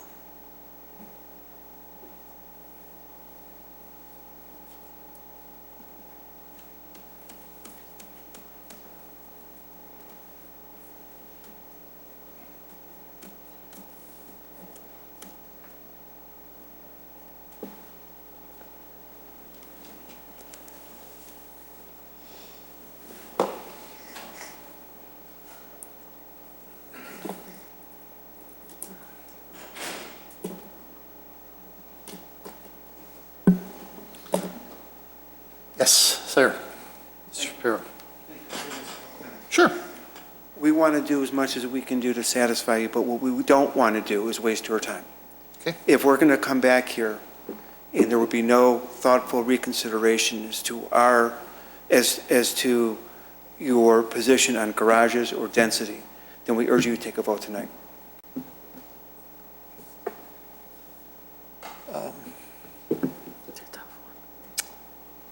So, how do we go with that? We vote on it? I mean, I don't know, that's up to you guys, I don't know how each commissioner will feel when seeing the I whole can't hear project. Just, Saying, I don't know. just to be clear, I'm sorry. Yeah. I'm sorry, Mallory. Just to be clear, if you were to require us to come back, we cannot reduce density or make the garages bigger. Period. So if we come back and show other changes and then we get to that, we're going to be at the same place we are tonight. So, So if that's the case, then do we have to make a motion to deny it? Or, so, but the concern is the other changes, and so my concern is if there's a vote tonight, but there's still these outstanding other changes that they haven't seen, and if the board, Well, those could be handled at final PUD. oh, they'd be No, handled. I don't think so. Because some of those, I mean, patio size and stuff, that, I mean, that can be That's a handled at a final final detail. PUD, yes, Yeah, that can be that's handled not at a final. significant. Right, I don't know about that. So decks? here's the thing, it could be, Decks? yes, right, those are details, materials, sizes don't of think deck, so. it's not really, it wouldn't I impact don't the feel site. comfortable going to final with, I mean, administrative, whatever, I don't feel comfortable. I want to see it done. no, we're preliminary. saying that if there would be a vote tonight, I would only recommend voting on the preliminary PUD tonight, because then the board would essentially make a determination as to the density and the garage issues, and potentially, and then you would have direction on those two issues going into final with seeing it. So the changes that we're talking about, the patio sizes, the downspouts, the location of the downspouts, the decks, all of that can be added to a final PUD plan. I'm saying I would not vote on both tonight, but if there wants to be a vote on this whole density garage issue, to have the board decide, essentially with your guys' recommendation, then I would vote on the preliminary PUD tonight. I don't think it's in a position to vote on a preliminary with this, I mean, the stuff that we have there. I don't even see Everything that's most of it. here, I mean, per code, it is, I understand per code, but well, I'm just saying is, Okay. these changes that you're saying for tonight are typical things that we see changed between preliminary and final. I don't know about that. Oh. That's my opinion. That's fine.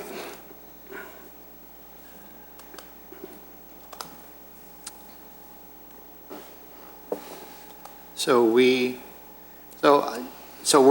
if we vote, we're voting, well, You're voting on the preliminary PUD right now. so that goes before the village. It's going before the village either way. So if we vote on it, and so we either vote to deny or vote to approve. And you would still have all these conditions of Conditions, approval. approval. So the board would see those, Okay. regardless of if your recommendation is for or against this. They would still see those additional conditions of approval. So irrespective of if we vote to approve or vote to Well, deny. my concern would be the conditions that they're not agreeing to could, if it were voting, But those conditions would be addressed at final PUD. right, but currently we have conditions in Oh, there yeah. about like garage sizes and Well, two those decks. two- Those would not be conditions on the vote tonight, because they're not agreeing to those conditions. Okay. So Right, we'd have to strike those. we'd have to strike those. But all the other conditions would be addressed at final PUD. But this is my concern with this, is because they're, like, for example, the irrigation, they've stated that they're in agreement to do some irrigation, but not all, and your current condition Is all. is all. So that's And what- not something that they agreed to either. But that's a detail that could be possibly worked out at final PUD if they get to that point. Is that, I mean, But if that's not going to make or break the project right now? it is, That's the key. The density in the garage will make or break the project, okay, okay? Okay. So again, if those are non-starters or starters or whatever, then we can, Take those out. deal with that tonight. Let's vote on it. And the other stuff, if there were other conditions, maybe we address them before, we deal with them before, maybe you address them with the board. with the board, okay. But those other things, we just. Yeah, okay. I just didn't want to have conditions in there with the preliminary, regardless of the vote, that you weren't agreeable to, in addition to the density and the, All right. Okay.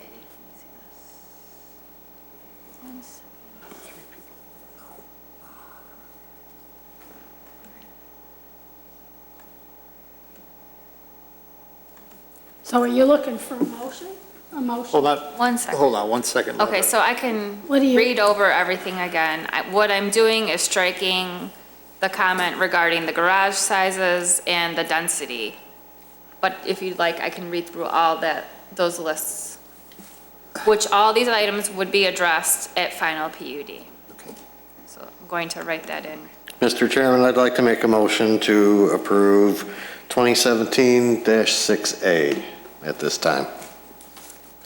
We have a motion. Do I hear a second? Second. Who made that second? Creech. Commissioner Creech.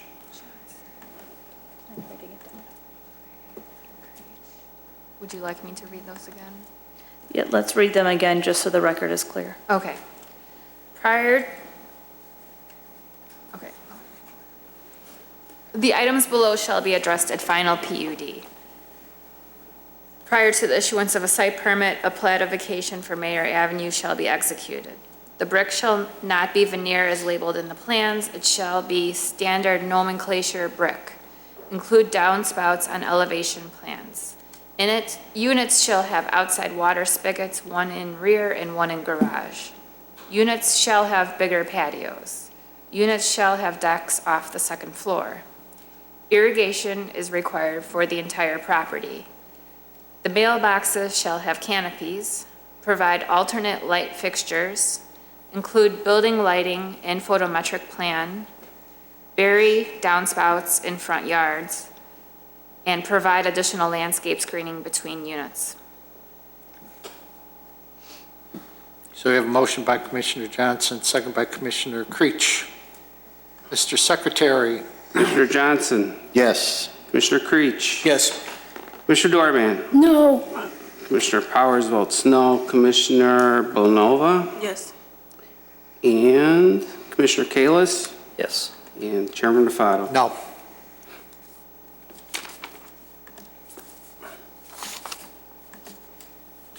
So, motion to close? So moved. Second. Second. Do we have to go for the approval of preliminary plat?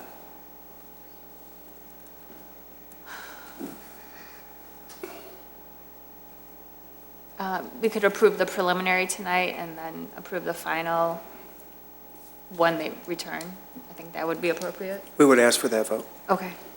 I need 1 second. You're saying you're asking for the vote tonight? On preliminary On plat? Oh, on preliminary plat, yeah. Yeah, so we just got done with preliminary PUD, preliminary plat. Right. We would ask for a vote. I will also make a motion to make that approval on PC 17-12. Second. Hold on 1 second, guys.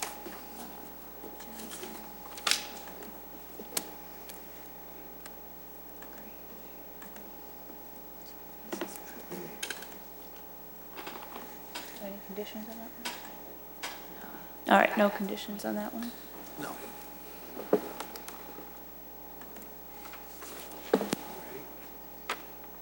Okay. Ready? Motion by Commissioner Johnson, second by Commissioner Creech. Mr. Secretary. Commissioner Johnson? Yes. Commissioner Creech? Yes. Commissioner Blanova? Yes. Commissioner Dorban? No.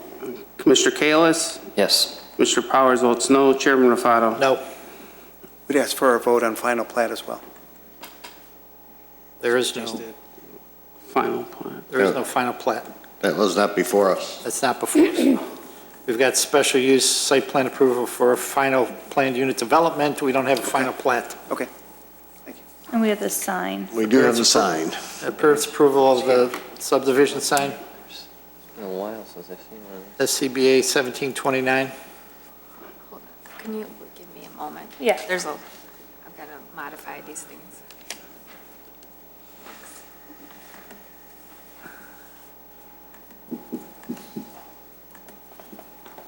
We never really talked much about it. Do you guys want to spin through it really quick? No, I think we did. What's this now? I don't know.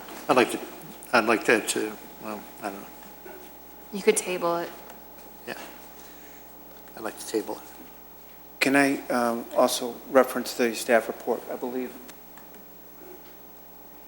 I'll make a motion. Last page of the staff report, there was a recommendation for approval of docket a PC 17 waiving preliminary plat and approving final plat of subdivision.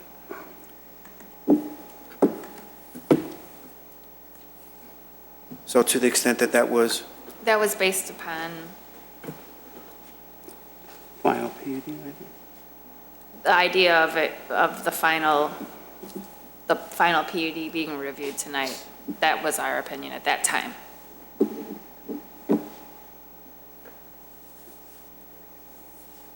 We have no motion here, so we're not going to vote on it.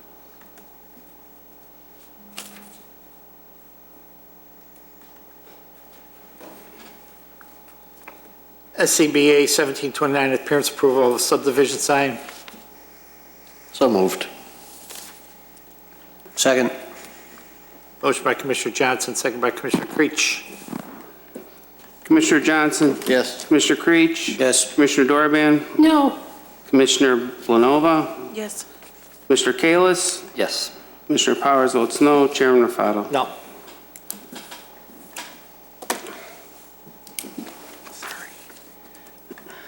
I think that's it, right? Yes.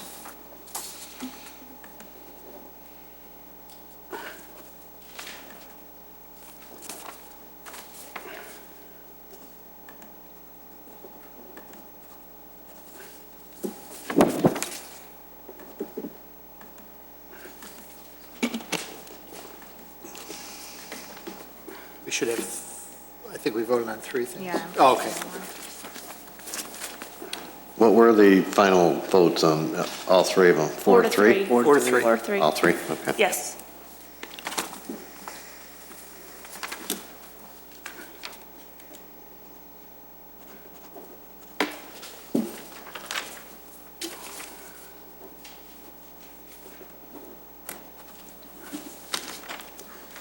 We need somebody up here to sign these forms here.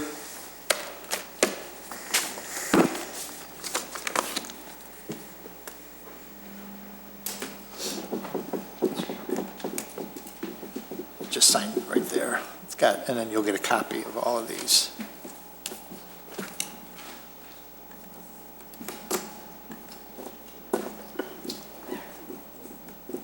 Thank you. You need to sign all of them, even though one copy is yours. Yeah, we just need to separate them, then we can figure out which ones are yours.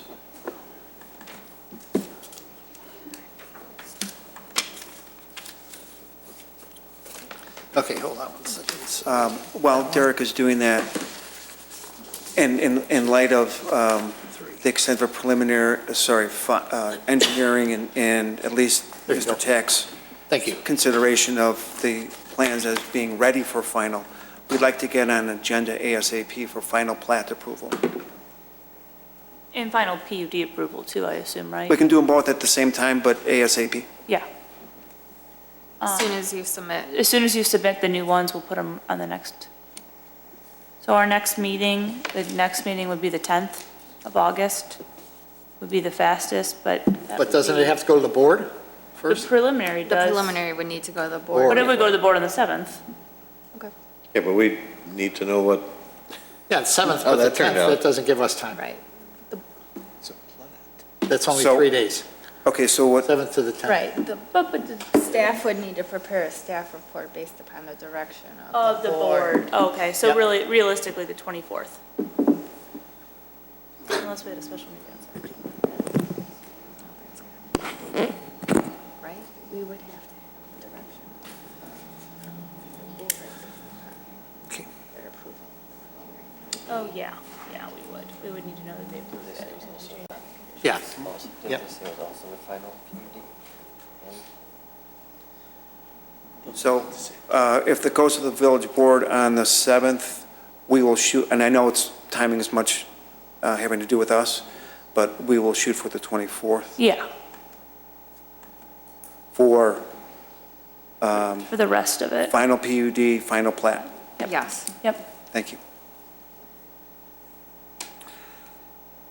Do we need to close anything? I think I closed it. You closed the public hearing already? Okay. Approval of minutes, July 13th. So moved, Mr. Chairman. All those in favor? Need a second. Oh, and a Second.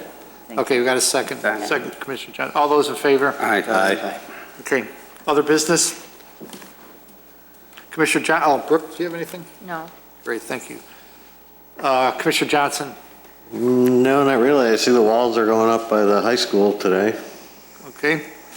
Commissioner Blanova? No, nothing. Commissioner Powers? I have nothing. Commissioner Dorban?